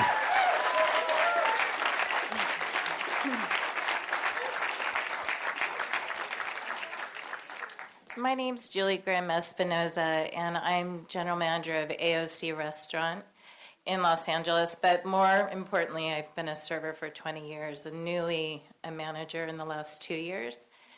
When they asked me to be a manager, I was like, why would I ever do that? Because I would have to work a lot more hours and make less money. I made over $60,000. And I think that, sorry, I'm really nervous.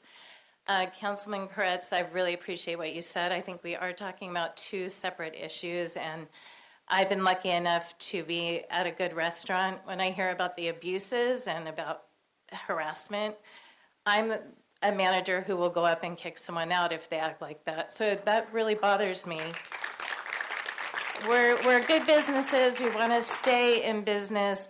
All we're asking is that you put into consideration, especially for businesses like ours, that gratuities are added into the factoring of hourly. So if you work at a place that you make no tips, then the employer would have to pay the difference. Thank you so much. Thank you. Hi, good evening. Genevieve Morrill, representing the West Hollywood Chamber of Commerce and the West Side Council of Chambers, which represents tens of thousands of businesses on the West Side. And whilst many are incorporated, what you do here in the city and the county will impact these incorporated cities that are on our borders. Our main concerns are that 50% increase over this short amount of time is going to be very difficult for businesses to absorb, and any minimum wage increase must include health care, pension, and other businesses in determining total wage compensation figures to focus on true take-home earnings, including non-wage taxable income. Most of the businesses we've spoken to really do support a living wage. We just want it to be equitable, and we really appreciate the council members' comments about businesses, because I'm so disheartened to hear people in this room who scoff at these businesses who are trying to keep their doors open. They get hit with so many fees. If you have never run a business, you have no idea. They are trying to survive just like you're trying to put food. Employees are trying to put food on the tables. They are trying to keep their doors open. And the guy who did the numbers is correct. This is 60% increase for some business will wipe out any profit, and they will close their doors. So please find an equitable solution. We support a living wage. We just want it to be equitable. Thank you. Good evening. Thank you. I just wanted to say that I stand here by myself, but I represent the 200 people, or more than 200 people that I employ. 200 people whose tips we do not rob. 200 people who we pay more than minimum wage. 200 people whose futures we invest in. 200 people to whom we have offered health coverage for the past 10 years we've been open, before it was made mandatory by anyone. I do not live in Beverly Hills. I don't think any of these people live in Beverly Hills. We are not here to ask for anything but the ability to keep our doors open and to continue to employ people here in the city of Los Angeles. And that's all that we are asking for as business owners. I would also like to say that it's impossible to make this case in 1 minute's time. And I would invite the council to try and get together with a group of us so that we can sit down and have an intelligent discussion, fully detailed and fully to make you fully aware of the challenges we face day in and day out. And I would also just like to say that I think it's deplorable, the stories that I've heard from many of the people in this room, and we are not on two sides of this issue. We are on the same side of this issue, these people that I'm here with tonight. It gives me great pride to employ the 200 people that I employ, and this minimum wage raise greatly jeopardizes our ability to do that. Thank you for your comments, sir.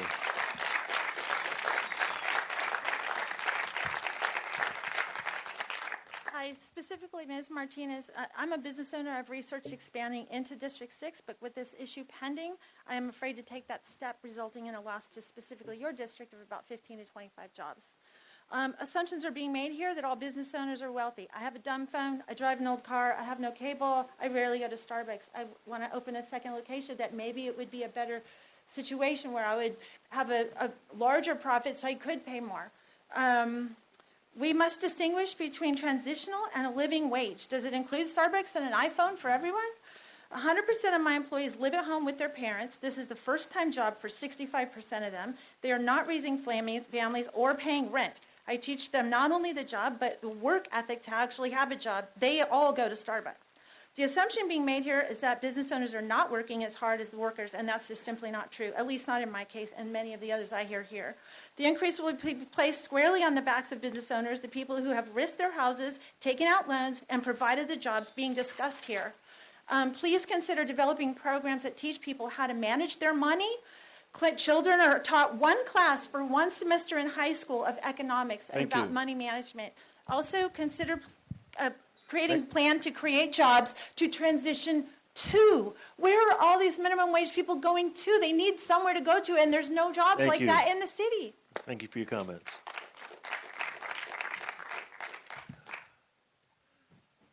Okay, next up, Sandra Williams, Laura Metzger, Brandon Hanner, Kent Manault, Bruce Campbell, Leslie Gierskoff, Rabbi Klein, Sherry Bell.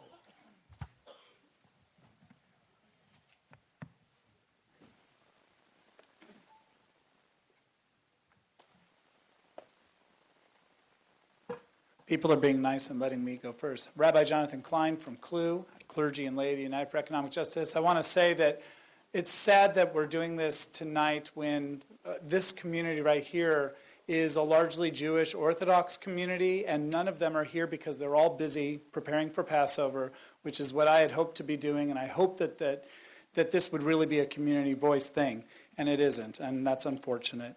I just want to say that a tips-based economy contradicts the notion that all are created equal, that all are created in God's image. Worse, a tips-based economy is degrading. It also disincentivizes hard work, ironically, because why should you work hard for a greater tip if it doesn't matter because your wage will be set what it is? It's bad economics, even for the people who believe in tips as a basis here. It biases towards English speakers. It biases against non-English speakers. It biases toward charisma, and it biases against introverts, the elderly, people unable to afford certain types of clothes. Mishpat echad lechulam, one law for all. Do not, whether legal or not, and I believe that it is not legal, destroy the dignity for all by including tips in a policy. We need good wage enforcement, and we need $15.25 an hour. Thank you, Rabbi. Thank you.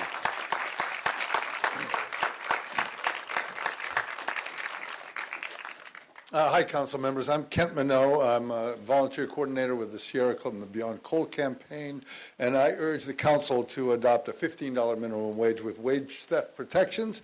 I'd like to actually speak tonight as a teacher. I've spent most of my career teaching in low-income areas. I taught English at the Pacoima Skills Center for over a decade. I taught hundreds of highly motivated, smart as a whip students who are often held back in their education by poverty. You know, it's hard to come to all the classes when you have to have 2 or 3 different jobs to make ends meet. Now, we need an educated, trained population as we move into this century, and we'll fall behind without a living wage guaranteed by law. So again, let's get that $15 minimum wage with wage set protection. Thank you. Thank you. Good evening, council members. My name is Brandon Hanner, and I am in support of raising the minimum wage to $15 an hour with enforcement. All right. An estimated 40% of Angelenos make less than $15 an hour. That is why 15 is the focus. Ignore the pundits. Employers will always want to do business in Los Angeles because we have human capital. $20,000 a year is the average salary for Metro riders like a previous speaker who commutes to nice neighborhoods like West LA and West Hollywood. All right. Last, I speak on behalf of college graduates in this economy who don't make above the minimum wage, but don't quite make enough money to live in LA. A lot of these people have roommates, right? And $15 an hour is, that's just a drop in the bucket for someone who lives in LA. Right. So thank you. Thank you. Good evening, Councilmember Price and other council members. First, I'd like to say that LA City, well, in the EIR, the EIR on the South Central Farm site refused to print my scoping comment and refused to do an environmental justice analysis regarding building garment factories on that 41st and Alameda site. And now I'll get on to this topic. I support raising the minimum wage in LA and support a crackdown on wage theft. As far as whether businesses can handle this increase, remember that those not earning much tend to spend about all the money they earn, often at these very businesses. On the federal level, there will be a vote on fast track this month. Under the TPP and these other bad trade agreements, LA can be sued for environmental and labor laws. This 40% of the global economy under the Trans-Pacific Partnership is supposed to harmonize national laws. I understand that Vietnam now has a minimum wage of 56 cents an hour. Let's stop these bad trade agreements and raise the minimum wage in LA. Thanks so much. Thank you.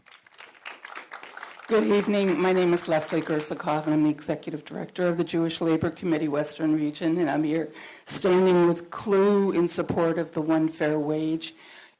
We trust that you've heard pro and con and that you have fairness in your meaning and will come to a good decision. But I implore you to consider where we are all sitting and standing.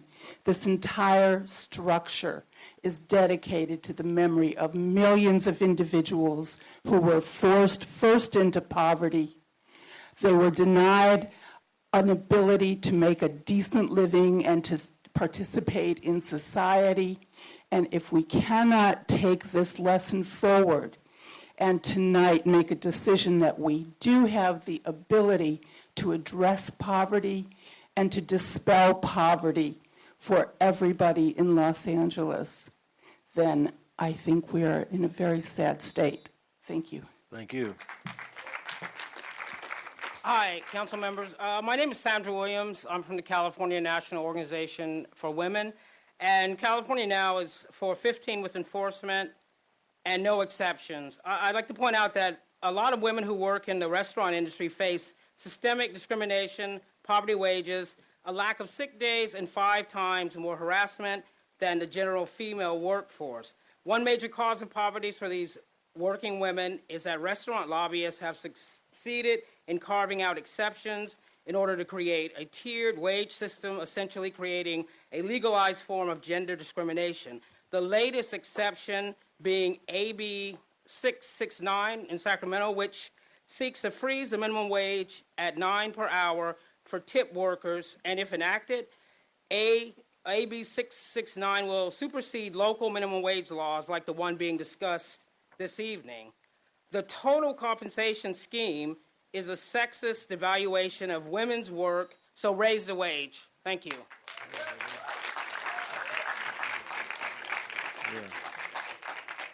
Hi, I'm Sherry, but I'm going to give my time to Irvin Rowe. Okay. Hello, council members. My name is Irvin Rowe. I'm a resident of the CD5 and a student at UCLA. I'm currently a volunteer math tutor at the Black Workers Center right here with Sherry. And roughly half of the black workers in the LA County earn less than $12 or $12. Many of our members have a hard time finding stable places to live, put food on the table, and gain access to health care. To raise and enforce the $15 minimum wage is one way to address the black job crisis and raise the floor for all LA workers. We need courage from the city council to do what is right and raise the wage. Courage to require employers to enforce anti-discrimination, crack down on deadbeat bosses, and enforce the $15 minimum wage. Thank you. Thank you.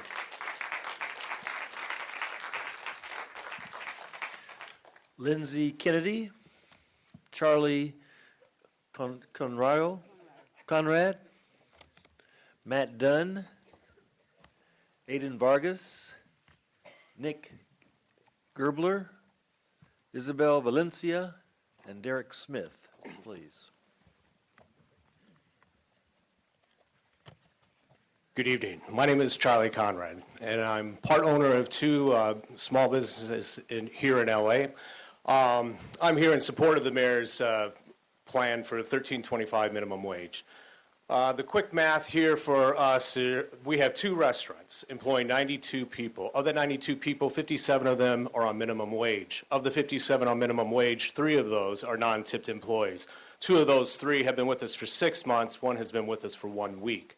We, in our business, the core of our operation is to try and hire a group of people, a collective mix of individuals who are gracious and warm and respectful to one another, and who are all working hard in the common goal of seeing that the guest has an enjoyable experience. Now imagine trying to do this when more than half of your team are earning $20 to $40 an hour, when the kitchen people, dishwashers, cooks, line cooks, prep cooks, are working 2 jobs just to try to make ends meet.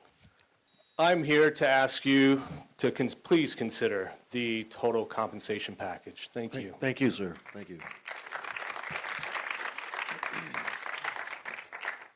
Good evening. My name is Nick Gerber. I live in Mid-City, and I'm here to support $15 an hour with enforcement. I've worked in the restaurant industry in Los Angeles for over 3 years.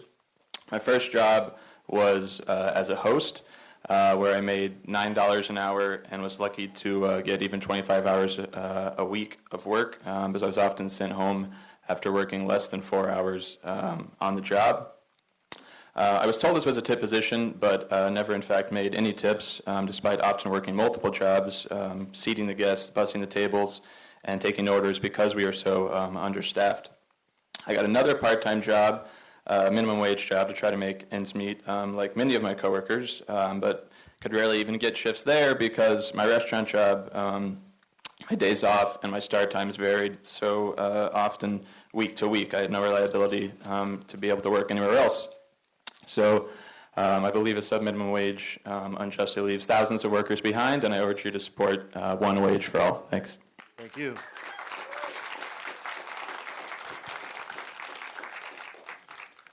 My name is Derek Smith. I'm with Unite here. I'm in support of the $15 an hour minimum wage with enforcements. My union has been a part of 3 minimum wage efforts in the city of Los Angeles. All have included a hardship exemption. It's worth noting that the Century Boulevard minimum wage, for all the dire predictions that were made about the economic calamity, exactly 0 businesses applied for this exemption. With respect to the compensation issue, I believe that the benefit of the doubt ought to go to the workers. It is far more just to ask a business owner, small or otherwise, to demonstrate actual hardship than to ask a worker a low-wage tip worker to prove his compensation to an employer who is incentivized to suppress it. Thank you. Thank you.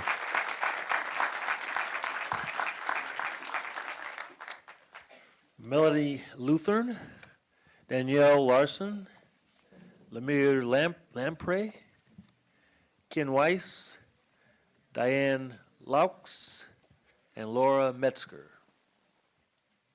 Hi, I'm Ken Weiss. I'm probably someone you haven't heard from tonight, a category. I am a small investor who has invested in a restaurant. The restaurant is now, we're almost 3 years into it. It's a misconception that restaurants are money machines and there's a lot of money to be made there. They operate on small margins.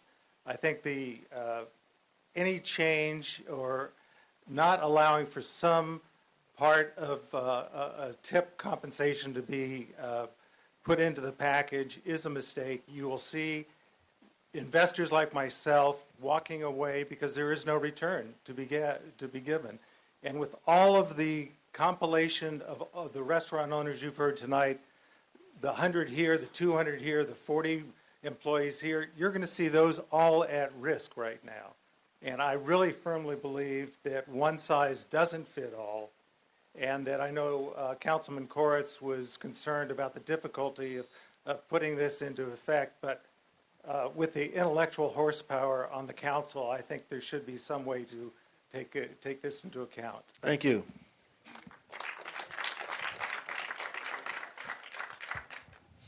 Hi there. My name is Melanie Lutheran. I'm here in support of a $15 minimum wage with full enforcement. I worked as a server in a state with tip credit for 11 years. I loved working as a server, but I didn't love relying on the capriciousness of tip wages. Capricious isn't exactly the right word because it suggests that sexual harassment and gender inequality are not systemic. At the end of my 11 years as a server, I learned that a hand on the small of my back was probably a 30% tip. I learned that wearing a fake wedding ring was not necessarily a deterrent for everyone, but would definitely lower my tips. And I learned that even if I shelved the ring for a whole shift and endured all of the advances, I would still make less money than all of my male coworkers. So I'm here today to urge you for no tip credit and to realize that this is unfair to women workers. Thank you.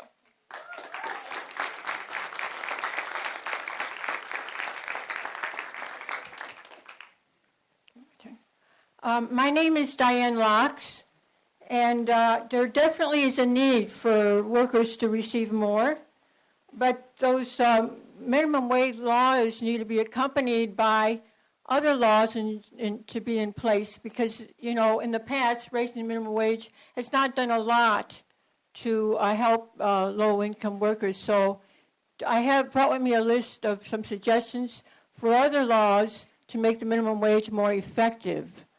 I was wondering in your 3 studies if retirees were included, because you know that $1 an hour raise workers got last year?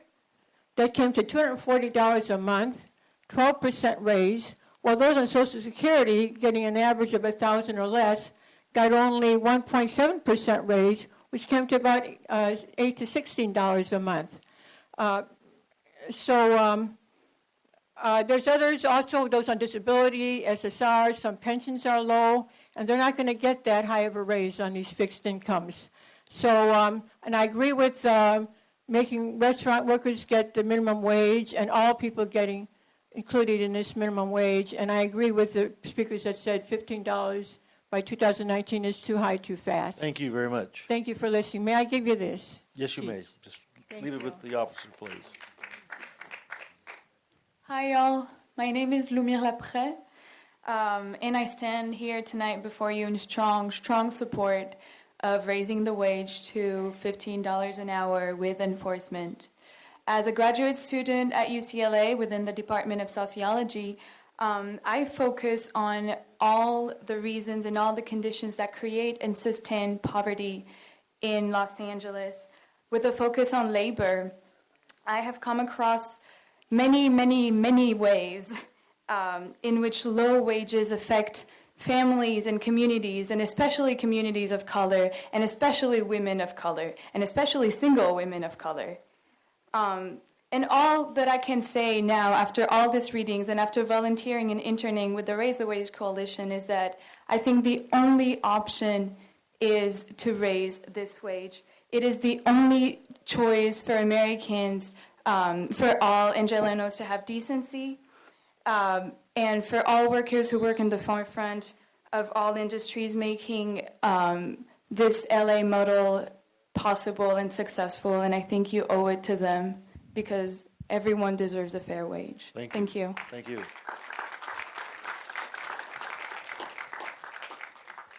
I'm Danielle Larson, and I'm here in support of a $15 minimum wage with enforcement. I'm a graduate student at USC, and I'm here to offer my personal experience, because that's what I have to bring. I consider being in grad school a privilege. It's a privilege that I pay for with scholarships, with a whole heap of student loans, and by working 3 low-wage jobs. I'm a maid, I'm a valet, and I'm a waitress. All of these are tipped positions, and if I made $30 an hour, I would not be working 50 hours a week. I would love to work in one of these fabulous-sounding restaurants where that's what I come away with, but my average is like $11 an hour, and that's why I work so much. So I would, as far as losing restaurant jobs, I would love to lose one of my jobs. That would be great. Then that would mean that I was probably making a living wage somewhere. I would probably also be able to afford to go out to eat at one of your restaurants. I have great respect for my employers. I want these small businesses to succeed. I don't want anybody to go out of business, but from my experience, I'm not making a living wage, and I work 3 tipped jobs. Thank you.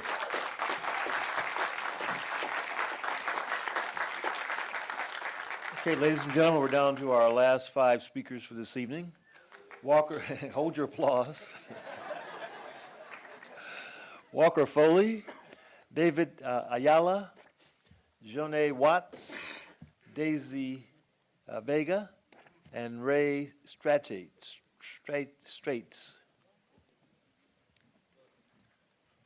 Ray Stratus.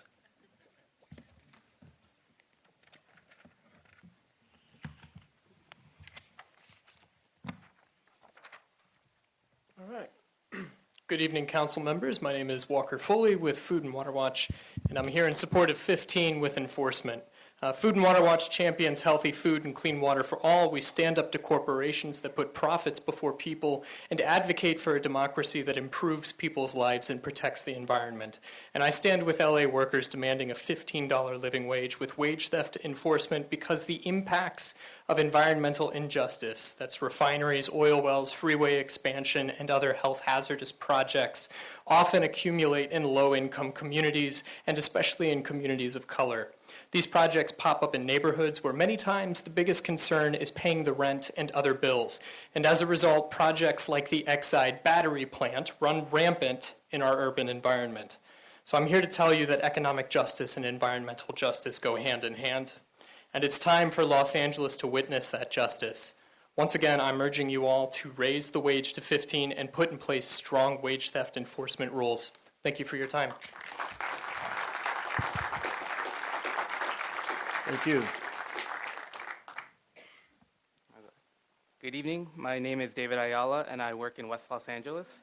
I'm here to ask you to support $15 an hour minimum wage with enforcement. My dad is a parking attendant valet in West LA, and he receives tips. He supports my mom, who cannot work due to a chronic illness. Passing a sub-minimum wage would affect tip workers across several industries, not just restaurants.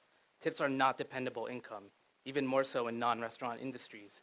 If my family cannot depend on a minimum wage as a baseline, I can't begin to imagine the repercussions it would have on their housing, medical bills, and other expenses.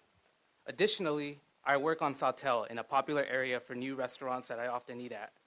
In my 5 years in the area, I've seen many strange tipping systems, from tips not being required and returned to me on my bill, to a written rule on the menu that all tips would be donated to a local charity. As a consumer, it is my obligation to pay a fair price for my meals that includes a responsible cost for all labor and materials involved. But it is not my responsibility to make sure my server can pay her rent. It is the responsibility of you employers and you, City Council, to ensure a fair minimum wage for all workers. Thank you.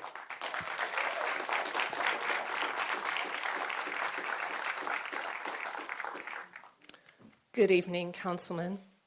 My name is Jonae Watts, and I am truly in support of the $15 an hour wage. I'm actually an employment specialist working for a nonprofit organization called Path Beyond Shelter. I work with homeless families. It's more so like the unquiet, silent demographic of homelessness. We don't hear of homeless families. Because LAHSA has a decrease of affordable housing vouchers, that means that the families that I work with and assist, and only 5% do I get them jobs in the hospitality area, I must say. So all the other industries, they would love to be able to work for $15 an hour in support of giving them a chance for a living wage so that they can afford housing without Section 8. So I thank you so much for your time, and I hope you consider this particular. Thank you. Thank you. Mi nombre es Daisy Vega, pertenezco a la organización Power. My name is Daisy Vega. I belong to the organization Power. Soy un testimonio vivo de 3 trabajos. I'm a living testimony of 3 jobs, 3 low-wage jobs. Si pagaba mis biles y mi renta, mis hijos se quedaban sin comer a veces. Sometimes I would have to make a choice between paying my bills and my rent and feeding my children. Ustedes son unos pioneros y visioneros. No miren a este pequeño grupo de empresarios. You guys are visionaries and pioneers. Don't pay attention to the small group of business folks. Habemos personas que trabajamos en hoteles, mecánicos, los que les dan el servicio, cuido de niños. We do all kinds of jobs, childcare, we're mechanics, we're the working people of Los Angeles. Estas personas necesitan ganar un poco más. Necesitamos ganar un poco más para sobrevivir. Ellos lo hacen como negocio. All these people that employ the service in the service economy need this money to survive. These folks do it for a business. Nosotros lo hacemos como sobrevivencia, sobrevivir. We do it to survive. El salario que nos pagan es tan mínimo que apenas alcanzamos para pagar el gas o la comida. The wages that we get currently are barely enough to pay gas, our transportation, and our food. Ustedes son unos visioneros. Cada persona que les dé un servicio, acuérdense que van a ser los pioneros en aumentar el 15% por hora. Remember the people that service you when you make this decision. Be pioneers, be very visionary, because you'll be helping all those people. Felicito a mi concejal Mike Bonney por esta propuesta y lo estamos apoyando todas las comunidades de Housing Authority. And thank you to my councilman Mike Bonin for spearheading this effort, and we're supporting you on the Housing Authority as well. Gracias, que Dios los bendiga. Thank you and God bless you. Thank you. Well, I believe that concludes all of our comments for this evening. I want to thank each and every one of you for adding your voice to this discussion. From Watts to West Los Angeles, we've heard people voice support, raise questions, and express some concerns. And as we wrap up our roadshow of hearings, I'd just like to comment on how rewarding it's been to see so many people engaged in this critical discussion. This evening, we've heard there should be a longer phase-in. We've heard the need for teen employment. We've heard the need for enforcement, total compensation issues, training wage issues, support for raising the wage issues. Councilman Cedillo, any closing thoughts on what you've heard this evening?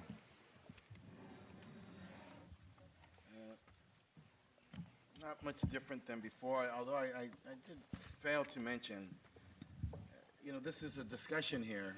I've had this in my office with many people who have come in. To have affordability in housing in the city, the most recent studies out of USC talk about $31 an hour. So all of us need to understand that this is not a discussion about getting us to that point. This is a discussion about what the city can do to move us forward. And so it's a question, I heard this discussed all night, a question of how we go forward. What's the number? How fast? How high? And so we took in a lot of information that was important to us. I'm surprised that this discussion, this debate seems to be very focused on one sector of the economy.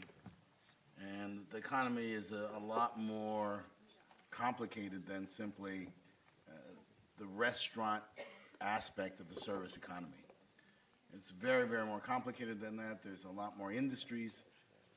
And so I was hoping that we would hear from more industries and more workers, but it is what it is. We've got 3 studies. We've got a lot of testimony, and I think we have sufficient information for us to go forward and to figure out how we move the city forward. And I think that's very important, that we have to move this together, looking for the ways in which all of us can move forward and have. I heard one thing today. It's interesting because the divide between wealth and poverty in this city, I don't think it's happening in this room. The margins of difference between people's income here at the bottom and those who are being successful or beginning to be successful is not the main concern that I came into this room thinking about. There's a greater divide between wealth and poverty. There's tremendous challenges about affordability and housing. We are working on that. This was not the subject of this meeting, but there are strategies that we are employing about moving the city forward, cleaning the city up, making sure that then we have the amount of housing that we have, both market rate and affordable, that we protect the covenants.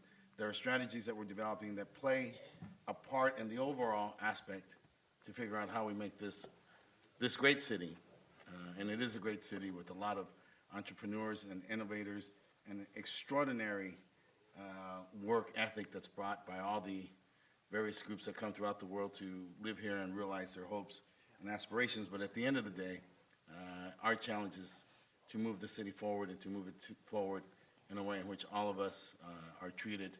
Everybody here is treated with the dignity and respect that they deserve. Thank you. Thank you. Councilwoman Martinez. Thank you very much, and thank you all of you for sticking around till almost past 9 o'clock. And I agree with an earlier speaker about the significance of this day. I'm Christian, so this is a very special evening for those of us. In Christianity, this is Holy Thursday, so I appreciate those of you who are here from your respective religions. This is a very special day, and so I thank you for being here. But we've done 4 hearings already, and I think you're right. You know, it's disappointing that we didn't hear from other business industries and other workers in our city, but we did what we could. We held 4 hearings. There was well over 200 people at each of the hearings, well over 100 speakers at each of the hearings. So we did what we could in terms of trying to get everyone's perspective on this issue. Poverty is an uncomfortable word. No one wants to be poor. I've never met someone who wanted to be poor. And people don't want to live with people who are poor. That's the truth. It's uncomfortable. And the reality is that the majority of the people that I represent in Council District 6 are poor. And so it's uncomfortable. But we can't be a city that's comfortable paying a minimum wage to someone to come and clean our house, to scrub our toilets, to take care of our children, to cook and prepare our food. We cannot be that city. And there's got to be something that has to be said about that. The majority of the people that I represent send their children to LA Unified School District. I served on that school board for 4 years. I can tell you what those families look like, and the fact that some of their kids are raising their siblings because their moms are not home by 6 o'clock to ensure that the homework was done or that his or her child is reading at grade level. I can tell you that California is still 46th in the nation in terms of what we spend per pupil. I can tell you that LAUSD is grappling with a huge deficit that they cannot fix. So for people to tell me that perhaps people need to learn how to manage their money, if they had money, I'm sure they would figure that out. So education is important for me. I was very lucky that with my parents' limited English my dad is a dishwasher and my mom is a factory worker. They were home and they were able to instill in me the importance of pursuing an education. I wish more of my families that I represent had the ability to do that, and they don't. But we have to get beyond some of our differences. There is a lot of information that I took here today and throughout the 4 hearings, and so there is a lot that we can work on and start with, including the industry that's here this evening. Thank you for coming to all the 4 hearings. We heard you. I heard you. But we have to get beyond some of this stuff and recognize that our city is very diverse and that things are changing, and we have to do better by the families that we represent. Thank you. Thank you.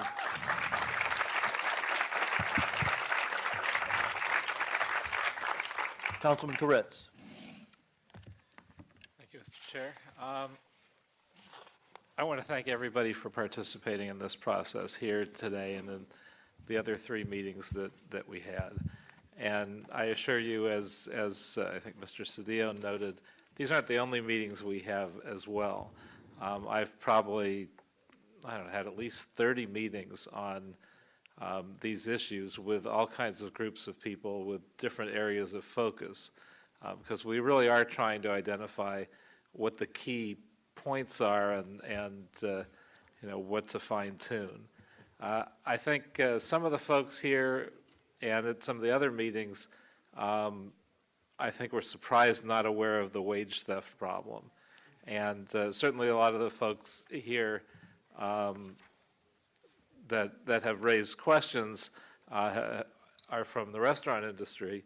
I think by nature, if you're here, you're probably not engaging in wage theft because you don't care whether you're not paying $9 as a minimum wage or $13 as a minimum wage. If you're cheating, you're cheating.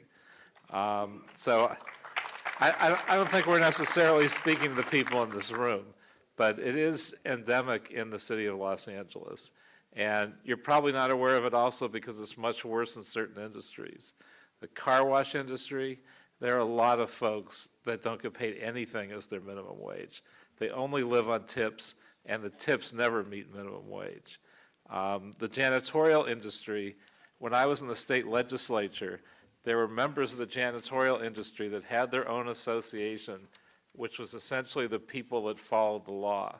And they begged us to write legislation that would make the majority of the janitorial industry, which don't obey the law and cheat their workers, actually have to pay their workers.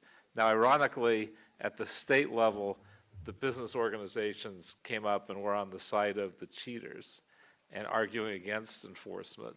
I don't think that's true of LA. The LA Chamber and others have never been on that side. But this has been a difficult issue at the state level, at the city level. I think the average is over $25 million a week in wage theft from Los Angeles workers. We're the wage theft capital of the country, if not the world. So clearly an area that has to be focused on. Something that didn't get much discussion. I think it's important also that we add in a few sick days into this process. And I think industries that may not like it are the ones that I think are the most important to have it, especially the restaurant industry, supermarkets, medical establishments. You really don't want to have your workers, when they're very sick, still have to come to work because they can't afford not to. So I think there have to be at least a few sick days as part of this, and I think it's beneficial for everyone. I mean, this is a tough issue. It's an awkward issue. We don't want to hurt our businesses, but we look at how many residents are in poverty that are working full time, and you just wonder, how the hell do they survive on $9 an hour? And in some cases, as we said with wage theft, a lot less. It's not because they have difficulty in budgeting, although it's not something that people couldn't learn and gain some value from, but it's mostly because they have bad choices. When you're making this kind of money, you're choosing between medicine and rent and food and other things that your family needs. And that's even if you're sharing housing. I mean, just wonder how people survive in this town making the low incomes that they do. And some of them don't. Some of them are out on the street. In many cases, those are people with mental illness, but in many cases, those are people that just don't make enough money. So we have some difficult choices. It's not ideal that we have to have our businesses pay more, but it's certainly not ideal that we have this many people living in poverty. So I know we're going to take some positive steps that lift people out of poverty, and hopefully we do this in an intelligent and careful a way as we can. Thank you. You know, once upon a time, civil rights leaders fought tough battles to bring forward a minimum wage that ensured a basic standard of living for all workers, no matter what the field was, no matter what their education level. Today, that wage no longer lives up to that promise, especially in Los Angeles, which has quickly become one of the most expensive cities in the world to live in. As it stands today, a minimum wage worker would need to work almost 2.5 jobs to afford the rent on an average apartment. We know that we continue to, as we continue to creep out of this great recession, jobs have been added to our economy, but wages have shrank. We know that this disproportionately impacts people of color living in communities like South Los Angeles, Panorama City, Boyle Heights, Pico Union, Watts, and Wilmington. We know that more than a third of those workers making a minimum wage are also parents. And we know that the kids of these impacted workers could be healthier and perform better in school if their parents were lifted out of poverty. I understand the questions and legitimate concerns felt by some, and I know my colleagues and I will consider all of these as we look to craft a fair policy, one that lifts workers out of poverty and continues to support the growth of local businesses. But beyond the financial reasons to implement this policy, I feel it's our moral responsibility to get this policy enacted. Don't you agree?